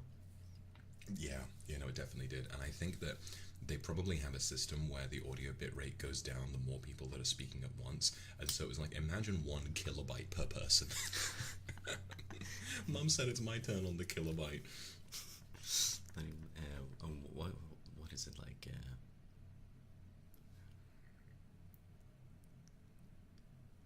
I'm drawing a blank. Never mind. It's fine. I had to do opera singing over Zoom. It was a time. Your poor microphone. I can hear the clipping. I can, In my, hear- I can just hear like the clipping. crackling and the clipping Because from opera that. is loud. Yeah. I heard an opera cover of Apple Bottom Jeans recently. Oh, I've seen that too. Apple Bottom Jeans. I remember seeing. What's with the heart? I remember seeing a classically trained singer also sing "My Neck, My Back." And, like, he nails it, but after he's done singing it, he just looks like, What has it become? yeah, he looks so done with life. They've done a Kids Bop cover of that one Ice Spice song. You're joking. That boy's a liar. That boy's a liar. He doesn't see ya. But it's How like, is Kids Pop still a I thing? don't know. Who keeps I don't buying? know. Keeps buying Kids Pop? Like, genuinely, who keeps buying Kids Pop? It's the fact that they just keep like. Did you know? Like, do you remember when they had Junior Eurovision Song Contest? I do not. You don't remember Junior Not Eurovision? at all, no. Junior Eurovision used to be a thing. I don't know if it is anymore. I don't think it is. I mean, good. I watched, this is the first year that I watched Eurovision. I actually really enjoyed it. Like, I got so invested in rooting for the different countries. I was all in for Australia and Finland. It's still a thing. Yeah. It's just that nobody talks about it anymore. Yeah. It's very much still a thing. That is so scary. Why are they still doing that? Let those kids live. They should be down the park, you know, having what is it kids do these days? Oh God, do you remember? Did you have this show in the UK? I don't know. Like I can't literally translate the title in my head, but they would bring on these average people, just like nobody, and then they would sing. Like their goal would be to just like do an impression of an artist as well as they could, like sound like them, act like them, look like them, and the closer they were, like people would vote and like they would like win or something. Interesting. Yeah, like people know what I'm talking about. Like Aim for the Stars is what it's called in Sweden, but I don't know if they have anything similar in the UK. I don't think we do. There's like the Masked Singer, but I don't really know. I've never really watched that. I don't really know what that is. It's like they do a song and they take the mask off and like, oh my God, it's Beyonce. Oh my God, it's Sam Smith. Oh my God, it's is it Eminem. called Your Voice Sounds Familiar? No, I didn't think so. Well, anyway, we used to have that thing, and we also had a junior version of that too. Instead of Aim for the Stars, it was called The Little Stars. No. And instead of singing, they would lip sync, but instead they would dress up like and look like a child version of the stars. And I'm not joking. A kid in my class went on there. That's so cool. Like that actually happened. Because There's this Finnish-Swedish rapper called Markoolio, who this kid loved. He would always like we sometimes had like performances at school, and he would always like do some like songs like inspired by or like a song by this dude, and like do like dances to it and everything. And he actually made it on there and did one of like the Markoolio songs on there. And I remember when they say like, and here's the next contest name, and I was like, wait a minute, and I see my classmate walk out on stage, and I was like, what? That's so funny. What? That's really funny. I remember I had kind of a similar experience like that where Stars in Their Eyes is what it's called in the UK. Where like one of my classmates had a little brother who was like sort of 12 or something, but he had an incredible voice. Like he was naturally like almost like a savant at singing, and he was going to go on The Voice, which is like a very big singing contest in the UK. And I remember he performed like at the college I was studying at the time, just like in the lobby or whatever it was, and I listened to him and I was like, why can't I do that? Like I just sat there in my hundreds of years with all of the time to gain that much experience, having no ability to sing like that, and I was like, why is this kid so lucky, huh? Why does he get to do this and not me? It's like I'm not happy that something good happened to you. It should have happened to me instead. It should have been me. It should have been me. It's not fair. Have you ever like considered like starting to take like lessons? I have considered it. Yeah, I feel like my passion for singing is very much in I want to learn how to do the weird shit. Like I want to be able to scream, and I want to be able to throat sing as well. I can do throat singing for a little bit, but then it starts to hurt. Like learning how to do that. Actually, the origin of Mongolian throat singing is that it became a way for ancient Mongolians. It was sort of developed by them as a way of. So I believe they have this culture about feeling connected to nature. And throat singing is their way of interpreting and mimicking the sounds of nature. So it very much culturally is them speaking to the earth, So when you hear a throat singer, what they're trying to do is essentially, this is the sound of a waterfall, this is the sound of the wind, this is the sound of, of the grass blowing in the wind and all of that kind of stuff.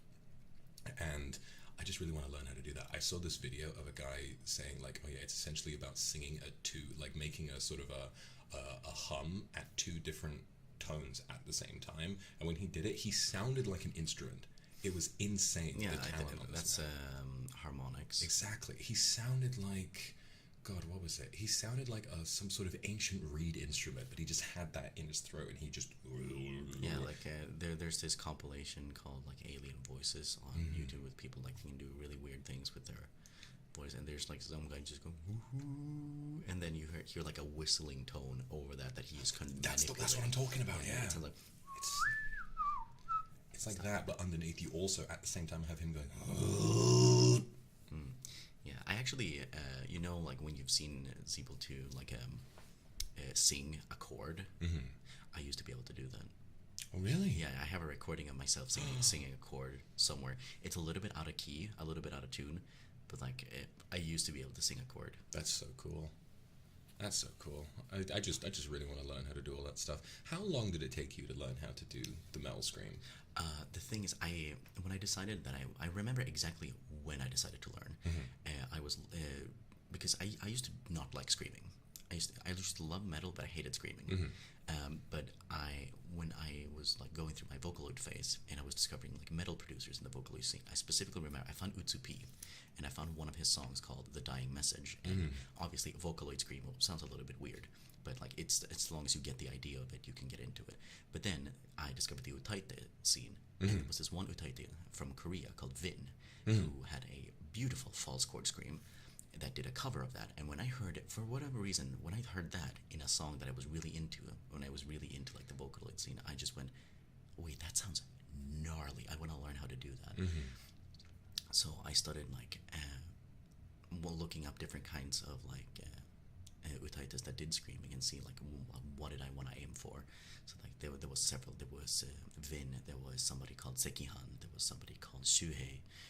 There was Fai, and a bunch of others. And I just decided one day when I got home from school that I was just gonna I'm gonna sit down and try to learn. And what I did first, I just tried being loud, shouting, and distorting my voice without knowing what I was doing, and see if I could get it somewhere close. And as a result, I blew out my voice for 3 days. Yeah, no, I'm not surprised. Do not do that.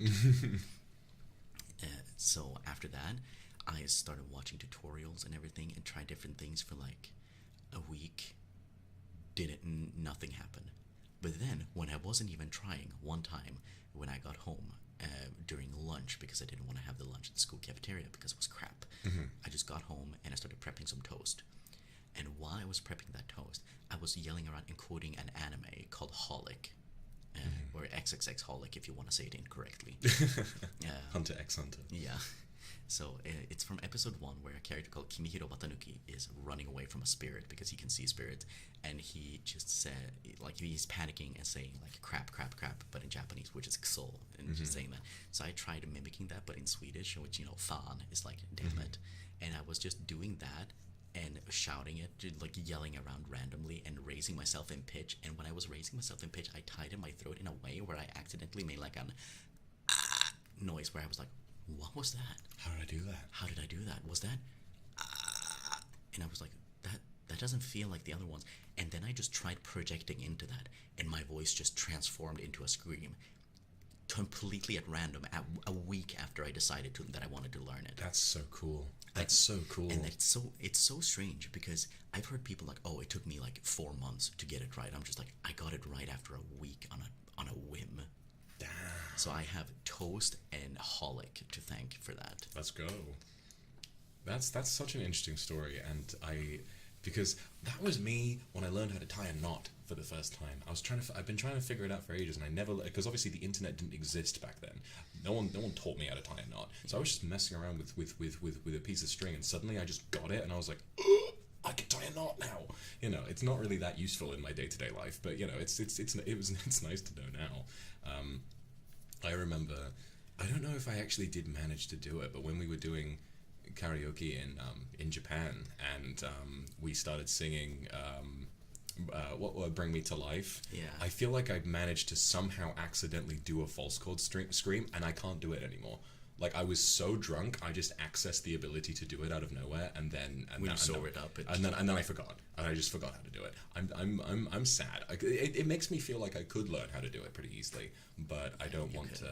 I definitely could. The thing is, like, because I've heard, but, like, the way that you get your screams to sound, and like obviously depend on your voice type and your physicality and like the size of your vocal cord. Since you have a much deeper voice than I do, like if you actually like properly learn, I can only imagine the kind of like inhuman sounds that you would be able to do. Because Will Ramos, who's like one of my favorite like screamers right now, he has a little bit of a higher voice. But he can like sound like something not of this world. So if you actually learn, I can only imagine what kind of absolute nonsense you can get out. You could probably sound like Alex Terrible. Oh my god, that's so exciting. If you've never heard Alex Terrible, I can show you later. Like he does not sound like humans should not make that noise. That's so exciting. I really like the idea of like fully accessing the lowest possible range with a scream, like, you know. But like I don't know how to do that properly. There's the one song that they have called Demolisher, where he does like a whole speech in Russian while doing that, and it's the one where like if you heard that in an alleyway, you would pass away. It always, God, if there's any vocal performance that like I don't understand, it's the sort of the chorus from the Doom soundtracks, like Doom and Doom Eternal. So you've got the, it's not, I'm not talking about the opening one where he's like, and those that tasted the bite of his sword named him. You're talking about the heavy metal choir. I'm talking about the lost on, but it's like 3 octaves below that, and that guy can just do that. He passed away apparently. Did he really? I know there was somebody from the heavy metal choir that passed away, and I think they call him an octavist or something. Like he could do something crazy. I would, after the stream, obviously I can't play it on stream, but I'll find that song for you, and it's just, like with a lot of reverb added, it's just his normal voice in this incredibly low octave. It just sounds like something you would hear out of the gates of hell. Like a prayer or something. Exactly. Amazing. I haven't played the Doom Eternal DLC yet. I actually haven't even played Doom Eternal. I just played the original. You haven't played Doom Eternal is so good. I think it's one of the best shooters ever made, because it's like, you know the whole thing with Doom 2016 where in a time where all shooters were just cover shooters, where it was like run up behind cover, Doom is just obviously I didn't play it until when did we 2022. Yeah, it would have been early 2022. Early 2022 is when I first played it, and when I was playing it, I just felt like this feels very old school.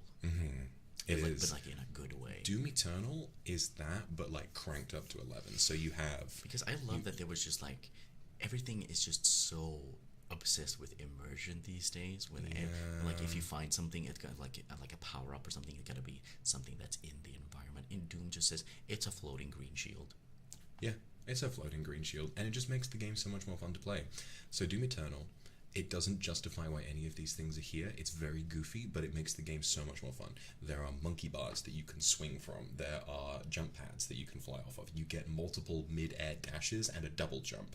You have like... And they have no reason for that. They have no reason for being there. If you... Well, I mean, the air dashes is like your suit has like boosters in it or whatever it is, but there's also like lots of ways that... The combat in Doom Eternal is like a puzzle where you have to move around a lot, and every enemy is dealt with in a completely unique way. Every enemy has unique strategies, and if you kill an enemy in a certain way, then you'll wind up... You okay? Yeah. If you kill an enemy in a certain way, it can be better than other ways. So in the late game, there are these enemies that have like a really big head, and if you headshot them with a sniper, they burst into a load of ammo and health. If you use your flamethrower on a whole group of enemies, it doesn't really do that much damage, but they will drop a ton of armor, and then you can use that for that. If you use your chainsaw, that's how you get a load of health and ammo back. One of the enemies is like one of those giant spiders with a brain that has a little gun on top. In Doom Eternal, you can shoot that turret off of the top of it, and then it will lose its ability to shoot at you, and it will suddenly become a lot more faster and aggressive, but easier to kill. So every enemy is different, and you just move around constantly. You're always like thinking on your feet, trying to figure out good strategies for how to take out the enemies. It's really, really good. It's a fantastic game. I played it through myself like the moment it came out, and it's really funny. Like you can, if you go back and check my VOD, and you can see that it's very obvious that the game that I played the most at that time was Apex, because whenever I would fire the shotgun, I would aim down sights before firing. I always love like kind of getting the controls wrong, or trying to project your knowledge of games you've already played, and then on a game where it doesn't really work.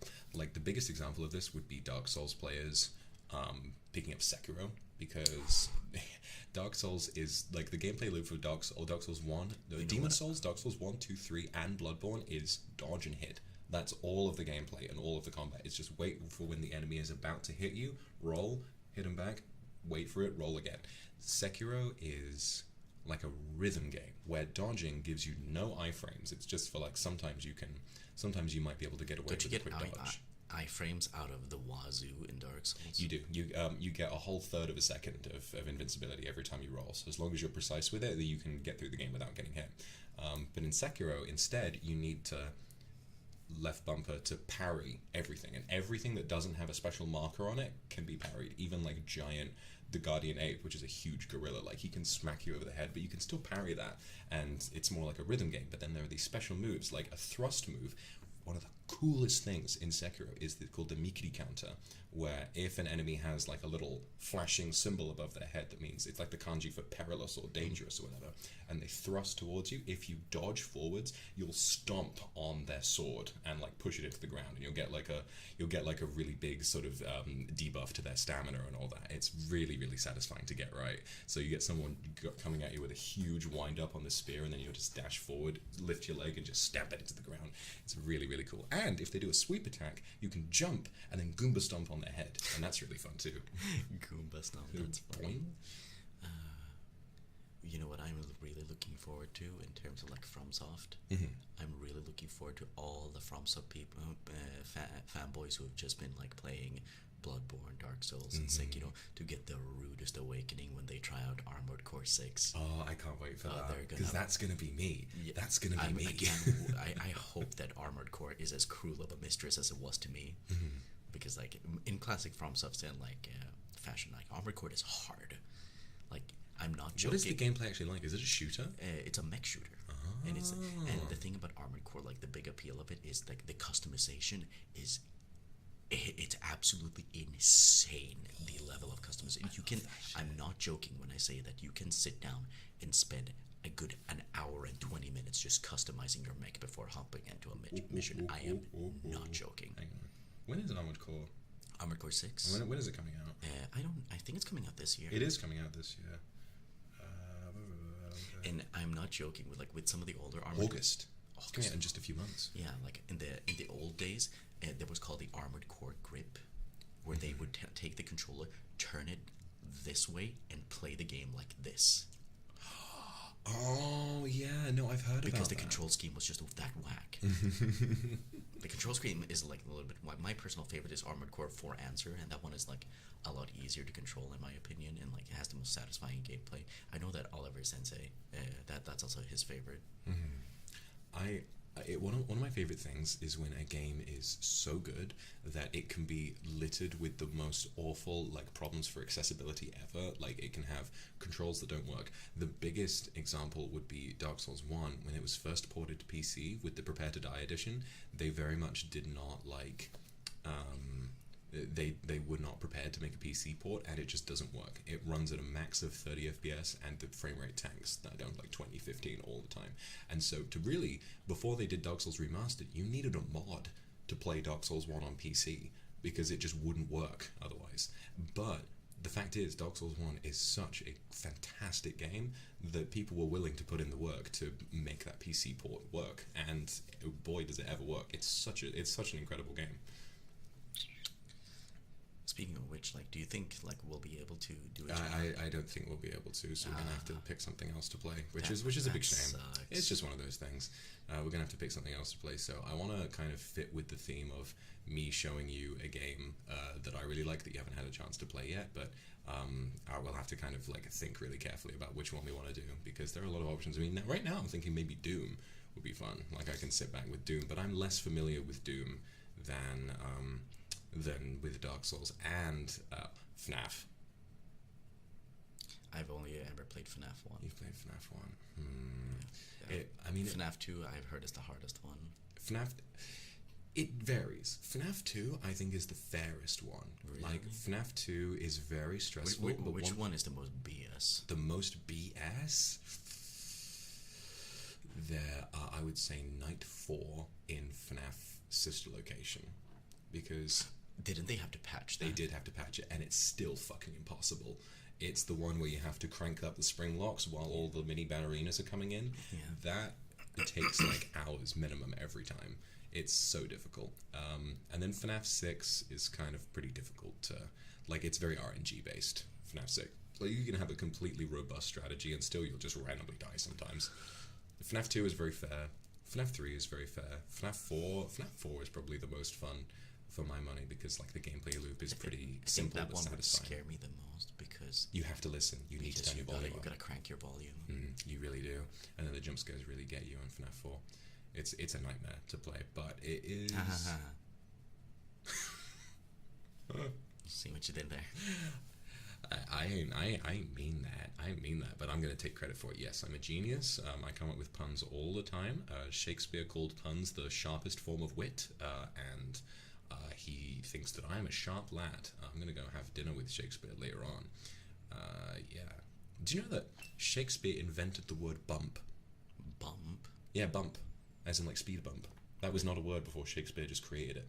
That's wild. Yeah, there are a lot of words that Shakespeare just came up with, and because he was fucking Shakespeare, like the words just entered the English language immediately. Huh. Words Shakespeare invented. Bandit, critic. What? The word critic comes from Shakespeare. What? Dauntless, dwindle. Elbow as a verb, so to elbow your way in. That's Shakespeare. Green-eyed to describe jealousy. Lackluster. Lonely. The word lonely was What? invented by Shakespeare. I don't believe that. That doesn't seem right. 1600s, he was one of the most influential writers of all time. What? The word, I mean, think about it. Like, probably people would have before then would have said lonesome or I feel But alone. it must have been like at least a derivative that he coined. What? He invented the word swagger.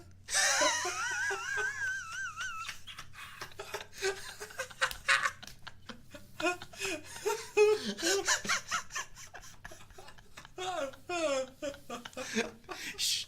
That's You know that video called Shrek has swag? Yeah. We need Shakespeare. Shakespeare has swag now. Shakespeare has swag. If it weren't for Shakespeare, we wouldn't have Shrek has swag. Oh. That's the butterfly effect there. Shakespeare choosing to invent that word. The dominoes keep growing in size into the creation of Shrek has swag.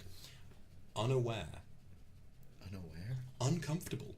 What? From Romeo and Juliet, 1599, was the birth of the word uncomfortable. What was before that? Discomfort? Discomfort, or I mean, remember, English has evolved so much that if you've ever read or tried to read the Canterbury Tales from the 12th century, it's illegible. The English has evolved so much, and the pronunciation has evolved so much that Middle English, in which the Canterbury Tales were written, is completely illegible. None of the words make sense. Even the characters they're drawn in are completely new. So yeah, this is almost 500 years ago. I remember reading like an old a romance novel, a Swedish romance novel that was like, at least I think it was Swedish. It was either Swedish or it was translated, but it was like really old, like it's like 120 years old. About I think it was Tristan and Isolde or whatever it's called, and it was it was hard. Like the Swedish in it was very weird. I always really enjoy sort of old-timey, like, accurate language. So, remember watching The Lighthouse? All of the dialogue from that film was inspired by real journals written by Swagspear. But yeah, like, all of it was taken from journals written by real lighthouse keepers from that era, and you can really tell. I saw that. "Aye, ye lion dog, hark, bellows, bid our father the sea king rise from the depths full foul in his fury, hark Triton." So yeah, 3 more words. Undress, Okay. unearthly, unreal. Epic Games. No, you owe some royalties to Epic Shakespeare. Games, Ocean Royalty to Shakespeare. Public domain, be damned. Yeah, 500 years ago, we can fiddle the law for that one. We can get the Shakespeare estate a little more money. He just added un. He really did. He really just added "un" to it. Just un. Mine. I mean, it makes sense. Like, if you're that good at English and you're thinking, like, there's a word... I think we all do that now. Like, if there's a word that you want to say the opposite of it, but you don't know what it actually is, just add "un" to the word. Unpog. And then you... Yeah, unpog. Boom. Shakespeare. Un-Shakespeare. Un-Shakespeare. Un-swag. Kazook swag. Un-swag was my favorite. Unpog. Uncool. Unsheesh.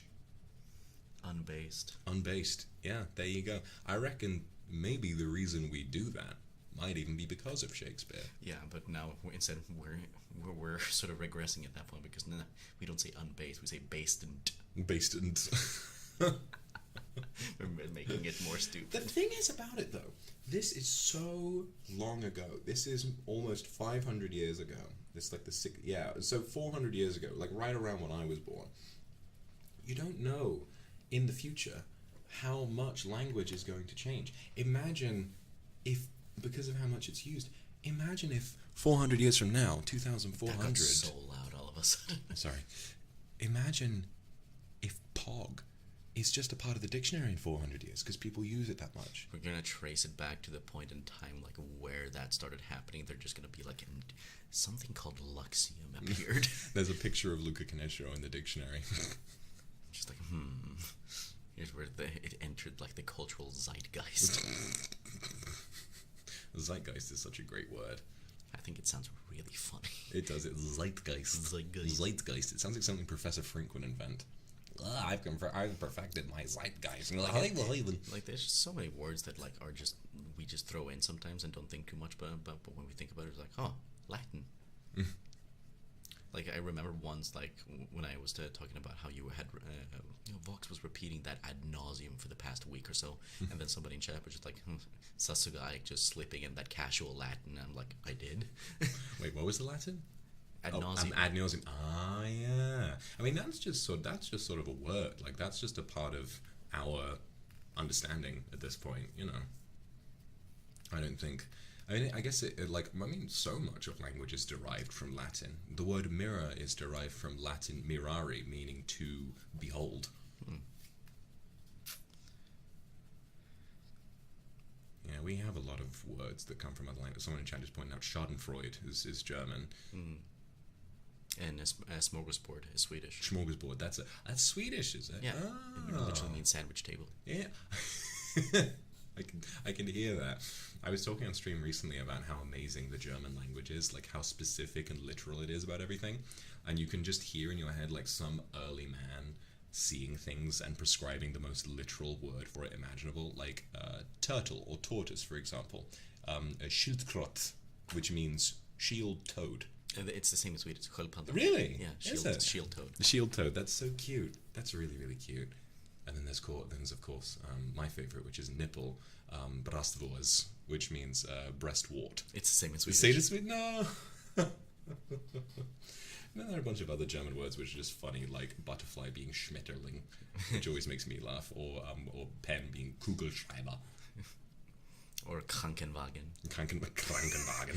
Or Krankenhaus. Krankhaus. If I was going to a German hospital and they said we're going to take you to the Krankhaus, I would feel like I was going there to get my arms. Krankenhaus. The Krankenhaus. I was going to go. I'd be scared they were going to take me there and chop my limbs off. The thing is, like, it also depends on who's saying that, because I've heard like some German speakers that have like silky smooth voices and say like I love you, like ich liebe dich, and it sounds like very. But then when you hear somebody like Till from Rammstein say it, it sounds like a threat. It does. Ich liebe dich. Ich liebe dich.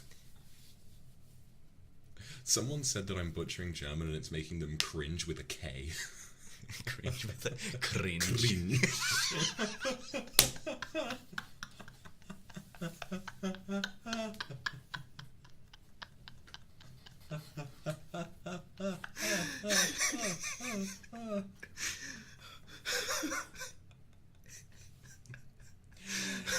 brother, I think it's a bit cringe. Cringe. That's what we say in Swedish. Cringe. Because we don't have it like a j. We just sort of say sh instead. Oh, cringe. Cringe. Ah, very cringe. Very cringe, brorsan. That's always funny to me. I think that nothing like charms me more than katakana and like loan words, and the fact that it's like, okay, the Japanese language and a lot of Asian languages as well are so different from European languages and beyond, and so trying to use your own alphabet to interpret words as spoken in another language, it always sounds so fascinating and so hilarious at the same time. You know, like what were you telling me about when we were playing Apex like a year ago? Fasto kitchen. Fucking. That's just a Japanese thing that they shorten things. Like fasto kitchen becomes Fucking. yeah, yeah. And there's also, but they do that with everything like original songs. Original kyoku. They just say orikyoku. Or like when we were in Japan and we were talking about how the full name for McDonald's is Makudo Norutsu. So it's so long, a lot of them say Makudo. Makudo or Makudo. Maku. Maku. That's so cute. It depends on the region. Maku. Different regions call it different things. Or what's another example? Like family mato, like you know the konbini. They just say famima. Famima. That's so cute. Famima. Or 7-Eleven, they just say 7. 7-Eleven. And Baskin Robbins is 31. Why is it 31? Because like they have the 31 highlighted in the BR, Ah. so it looks like 31. Plus, it's 31 different flavors, isn't it? I'm gonna make a battle royale game and I'm gonna have a giant 31 on the map. And there'll be the 31 highlighted in the BR. I get it. Whenever somebody say BR instead of Battle Royale, all I think of is the battle rifle from Halo. God. Team BRs. I want to play Halo again. Did you ever play Halo Reach Oh yeah. with your friends and on Forge mode and just spawn in a bunch of tanks? And, I built entire maps in Forge. I went like a full nerd mode. I never had the attention span for that. My friends, we just got our controllers out. I remember, like you just unlocked a memory. I specifically remembered I made a map like as low down in Forge World as I possibly could, like where you were like underwater without hitting the death barrier. And just had the entire map flooded. Oh, that's and so cool. I just like built it. I spent a lot of time like balancing and everything, doing weapon spawns, and like did 1v1s with my friends there. And I called it the most cringe name or cringe name. Cringe. The most cringe name. I thought it called it like Drowned Fortress or something like that. Hey, that's pretty. That sounds like a FromSoft level. Like I can imagine in Dark Souls 2 It's or Sunken something. Fortress maybe, but like Drowned. The Drowned Fortress? That does kind of sound like a Minecraft map. Yeah. Just the Drowned in Yeah, Minecraft. yeah. I think it sounds pretty cool personally, but you know, to each their own. I think that this novelist has a knack for names. I was proud of it. Like I put a lot of effort into that thing. Like if I were to scour through my old file share on like an old Microsoft account, I could probably find it.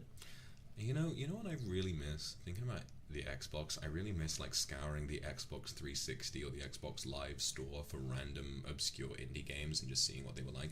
But before Minecraft was ported to console, the first one it came to Fortress Craft, yeah, with the guns and the dragons coming out all over the place. Total Miner as well was really. Did you ever play Total Miner? No. Total Miner is fucking scary. So it's a really cheap kind of Minecraft knockoff, but there are some parts of it that it does interestingly well, to the point where it feels very like backroomsy, like liminal spacey kind of way. It's so the characters have no animations; they just sort of glide around, and and just like Minecraft, you mine trees and you do that. But the thing about Minecraft, there's the depth limit, so it goes like I think now it goes like 128 blocks down, and you can build 256 blocks up.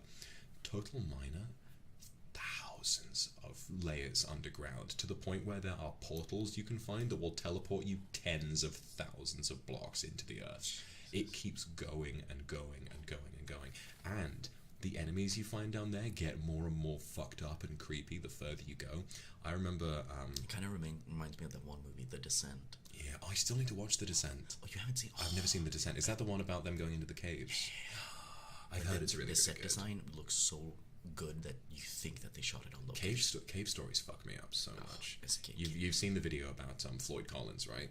The man in cave. Yeah. Oh my god, that visual of him, of Like, like of someone people squeezing through the having freeze. to empty their lungs lungs to get through. I don't want to think about it. I would never. I would never. That's why they called it the turnaround room before you get to the Because squeeze, because everybody everyone just sees it and turns around and goes home. Yeah, Somebody mentioned the Nutty Putty Cave. the nutty. Oh, which is the Nutty Putty Cave? That's the one where like he was like convinced to like keep going, and then he got stuck. Oh, was this the guy who got stuck upside down? Yes. And they just had to seal him inside because they could not get him out. Like, have you seen pictures of people like going through those things when you just see like their legs stand? Like, I don't. Is the adrenaline kick really that worth it? I don't know. Like, go skydiving or something, please. Yeah, like at least go something that it just going, especially going down there like by yourself with like not proper equipment. Like you are just gonna die. And caves are so scary because of stuff like bad air. That's why. And also like if something goes wrong, if you have like because humans are terrible like judges of their own abilities sometimes, and like will like put themselves in situations that they really cannot get out of, because if you go far enough with that stuff, in order for somebody to save you, they have to jeopardize their own safety, and like sometimes that's just not feasible. So sometimes I don't blame a person for not wanting to do that. And like a rescue mission just basically becomes impossible at that point. Yeah, really relaxing. So if anyone's trying to go to sleep to this stream, very relaxing subject for everybody. Sorry about this, like claustrophobia. Yeah. Content warning. Content warning. Claustrophobic discussions. I'm not claustrophobic, but that hurts. That physically hurts. I'm not claustrophobic to the point. Like I know some people that they can like even like sitting like in a really cramped like airplane. It just freaks them out. Yeah, it freaks them out. For me, that doesn't really do much. But once one of my friends or a couple of my friends jokingly like rolled me up in like a carpet, and when I could not move my arms or legs like freaked out from my sides, I was like, guys, I'm freaking out. You have to unroll me right now. Yeah, I wouldn't. I don't blame you for that. I once had a thing where I was at a family get together, and one of my my aunts had like this very young so he would have been like my cousin, like my much younger cousin. And at one point, I was just sort of, you know how, when there's like a very hyperactive kid, just kind of playing around with them, making sure they're entertained and stuff. At one point, he was surprisingly strong. He kind of pushed me onto the floor, got a pillow, and sat on my face. And I couldn't breathe. And I don't think anyone really noticed. And I was trying to get him off of me, and it took me a good like 20-25 seconds to get off while I just had to hold my breath. And I think that's some of the closest I've come to dying, because nobody like noticed that something was going wrong, and I think he was just being really loud. And so when I was like, I sound like the pyro from TF2. I was like, nobody heard, And so eventually, I just kind of managed to throw him off of me, but still, kind of sad, like how many times I've come close to dying. Like because you mentioned that, I remember another time when I was in a bathhouse in one of the swimming pools, and there was how in some of the more shallow pools they have these like floating things like mattresses that like people can play on and whatnot, and they had one that was super wide, and I was just diving like and seeing how far I could swim and whatnot, and because I was like trying to think how far I could go, like I decided to go up, like when I'm just like, okay, I'm running out of air, so I'm about to surface. I hit my head. I'm under like square in the middle underneath one of those giant floaties, and I cannot surface because I'm stuck underneath it. And naturally I start to panic, and instead of swimming out from underneath, I try to keep going up through the thing, and it doesn't work because somebody is sitting on it. That's so scary. And I don't remember exactly what happened, but I remember eventually being able to surface, and if it just like floated far enough, or if somebody moved it out of the way. But like I was close to like passing out. I've almost died so many times. It's kind of scary. That means that it's your fate is to live. Your destiny is to keep living. Yeah, it's not your time. I guess not. It's not your time. Yikes forever. Yikes forever. I've almost died a bunch of times as well. Something non. Look at my face.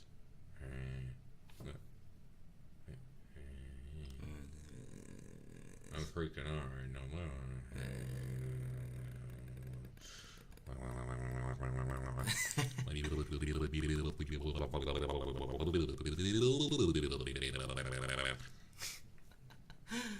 Yeah, you didn't need to bring up Tokugawa, guys. Come on, that's still a sore spot. Oof. Oof, oof, oof. Oofy doofy. Oofy spoopish. I'm trying to think of other times. Like I've been hospitalized, but like that was just like I guess I could have almost died because of the doctor leaving me on a table for 6 hours. So, The what? yeah, like I had an appendix thing, Oh. and like I just like fell apart in the shower, and like because of the pain, and like they brought me to the hospital, and left me on a table, like did some like test and examined me a little bit while I was like laying there screaming on a table. Then the doctor left. 6 hours passed, and then it comes back eventually, and it's just like, oh, sorry, I had to do a little bit of surgery. I'm just like, and no one else. Surgery? And I'm just like, What? like my appendix could have burst in that time. Like 6 hours of just writhing and screaming in pain. Oh like it was my God. unrelenting. Hey, I mean, you know, I'm sorry you went through that. Oh my God. 6 hours on that table. I think like I've actually been, touch wood, surprisingly lucky with a lot of medical stuff. Like I've touch wood, never broken a bone, and all that kind of stuff. And that's like the one superstition I completely like, cause can't get out of my head. I will always say, oh, this bad thing has never happened to me. I always have to find wood and touch it. I don't know, but I know people that knock on wood. yeah, it's something like that. But there's the story I've told chat. Have I told you the story of the time that I flew off my bike? No, but the only thing I remember is like the zip line. Oh, the zip line. That was funny. I didn't get seriously hurt from that. Like, I could have died, but I finessed it. I was really good. Yeah, no, I finessed it. I was on a zip line, and this guy much bigger than me was like, mate, I'm gonna push you. How far do you want to go? And I just get adrenaline really fast. And he was like, yeah. And I was like, yeah, just do how fast you can. Vroom. I really underestimated how fucking strong this man was. I just hit it, and this was a big zip line, really, really, really, really big. This park is pretty huge, and like the play apparatus is big by comparison, and so it hits the far stopper, and I just like rotate 180 degrees straight up into the sky, and I am like a good sort of 40 meters, I think, up in the air. 14. No, like tall, like maybe, I don't know, how long is a meter? It's like that. This is a meter. That's a meter. Roughly. I would say like a good 20-25 meters in the sky. No, you would have died. No, but I didn't drop from there. So what happened was I went up that high and I realized I'm gonna die, and I held on and it went back down, and then right as it was about to get to the bottom, I just quickly dropped off when I was at its lowest point, and I managed to it still really hurt, but I lived. Yeah. Maybe it wasn't that high. Yeah, but like it it felt could like have it was 4 that high. meters probably. No, way farther than that. Like this ceiling is like 3.5. 3.5. Oh my God, yeah, so much higher than that. Really? That was like where the. How did you not I'd die say from that? 1 meter up from that is where the zip wire ended, and the string, like the seat from So, the zip like, wire it- went it- all. it- So like, it imagine did not- that's the so end the of zip it. line- Imagine that's the end of it. The thing hit, and then up like that, and it was like 180 degrees in the sky. So like the zip line was just like, it did not go along the ground. It was like raised up.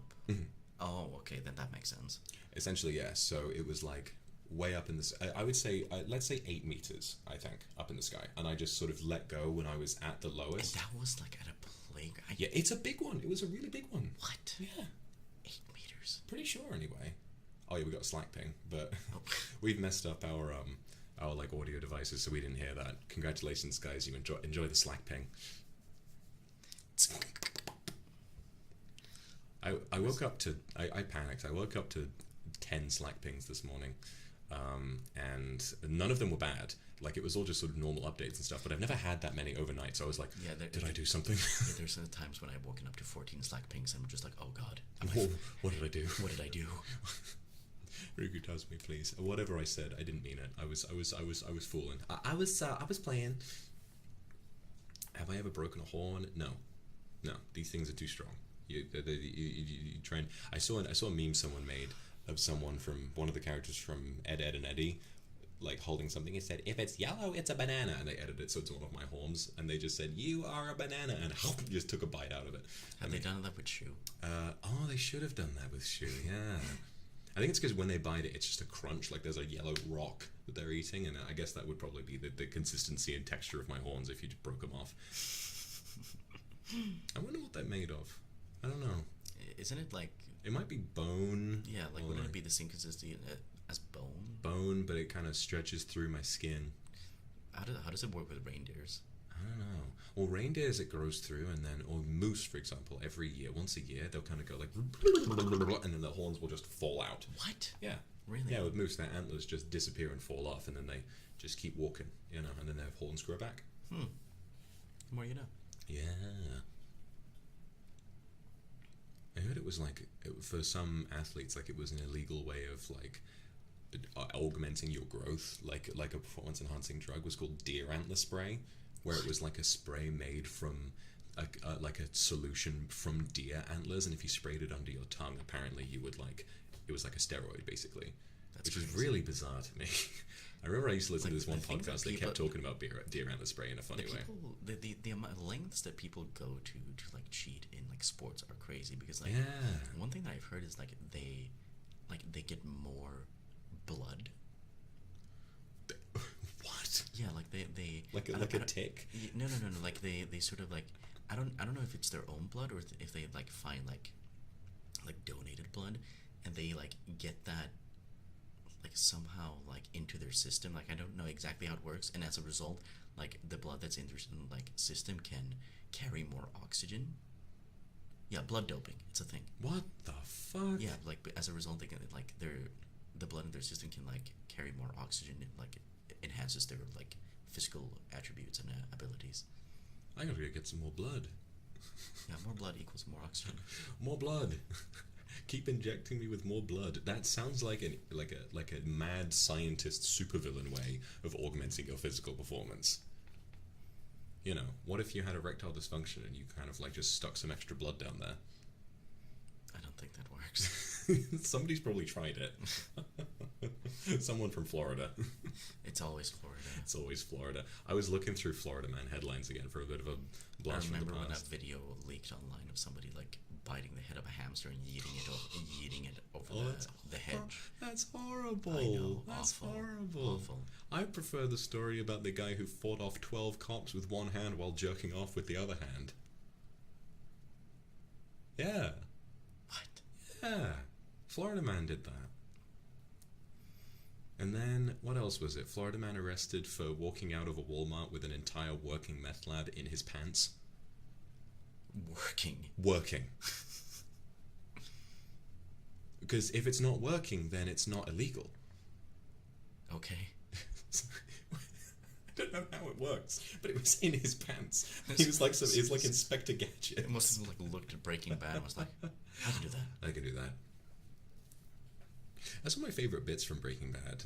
Is when he meets these two guys in a store, and he can tell that they're getting all of the supplies to go and make some product of their own, and he goes up to them and he's like, these guys are amateurs, and his ego is so huge that he walks up, he's like, what are you doing? You need to go to different stores, buy it piecemeal, attracts less attention. And this guy just looks at him like, and he kind of turns around and runs away. And then he walks out to the van where these two are packing up, and he just walks up, and this really cool song starts playing, and he just says, stay out of my territory. And it's like, shit, you know. I love Breaking Bad for that, because it's amazing how well it manages to create a completely unlikable asshole, but you still root for him throughout the entire thing. Like, he goes from in season 1 being kind of lovable in his own way to just becoming he goes up the deep complete villain, but you still root for him. He's still the main character. Jesse, we have to cook. Jesse, I know exactly what you're talking. Jesse, what the fuck are you talking about? Yo, Mr. White, Balenciaga, bitch. What does that even mean? I don't know. I don't It's know. one of those. It's one of those memes where it's like all of the AI generated images of like characters from Harry Potter wearing all of these designer clothes, and it has like this techno music in the background, and Voldemort is like Balenciaga is my past, my present, and my future, and it shows him like wearing some kind of super sleek but very surreal like black coat or something like that. Avada Balenciaga. I think we're going to wrap it up there, guys. We're starting to get a little tired, and I think that our conversations have run its course. But thank you very much, everyone, for coming. Yeah, thank you so much. Thank you so much, Ike, for joining me. This has definitely been a really fun experience. Just get to shoot the shit. I'm get to try so caviar. glad you enjoyed the caviar. Caviar was bomb. Really, really glad you enjoyed it. So we're going to end there. Thank you very much, everybody. I'm not going to go to the ending screen because I know that most likely I've left my really loud theme song on there. So just in case any of you guys are about to get to sleep, I will just end it here. But thank you very much, everyone, for coming. And we'll see you tomorrow when we decide which game we're going to play. So thank you very much for coming, everybody. Bye-bye. Bye bye.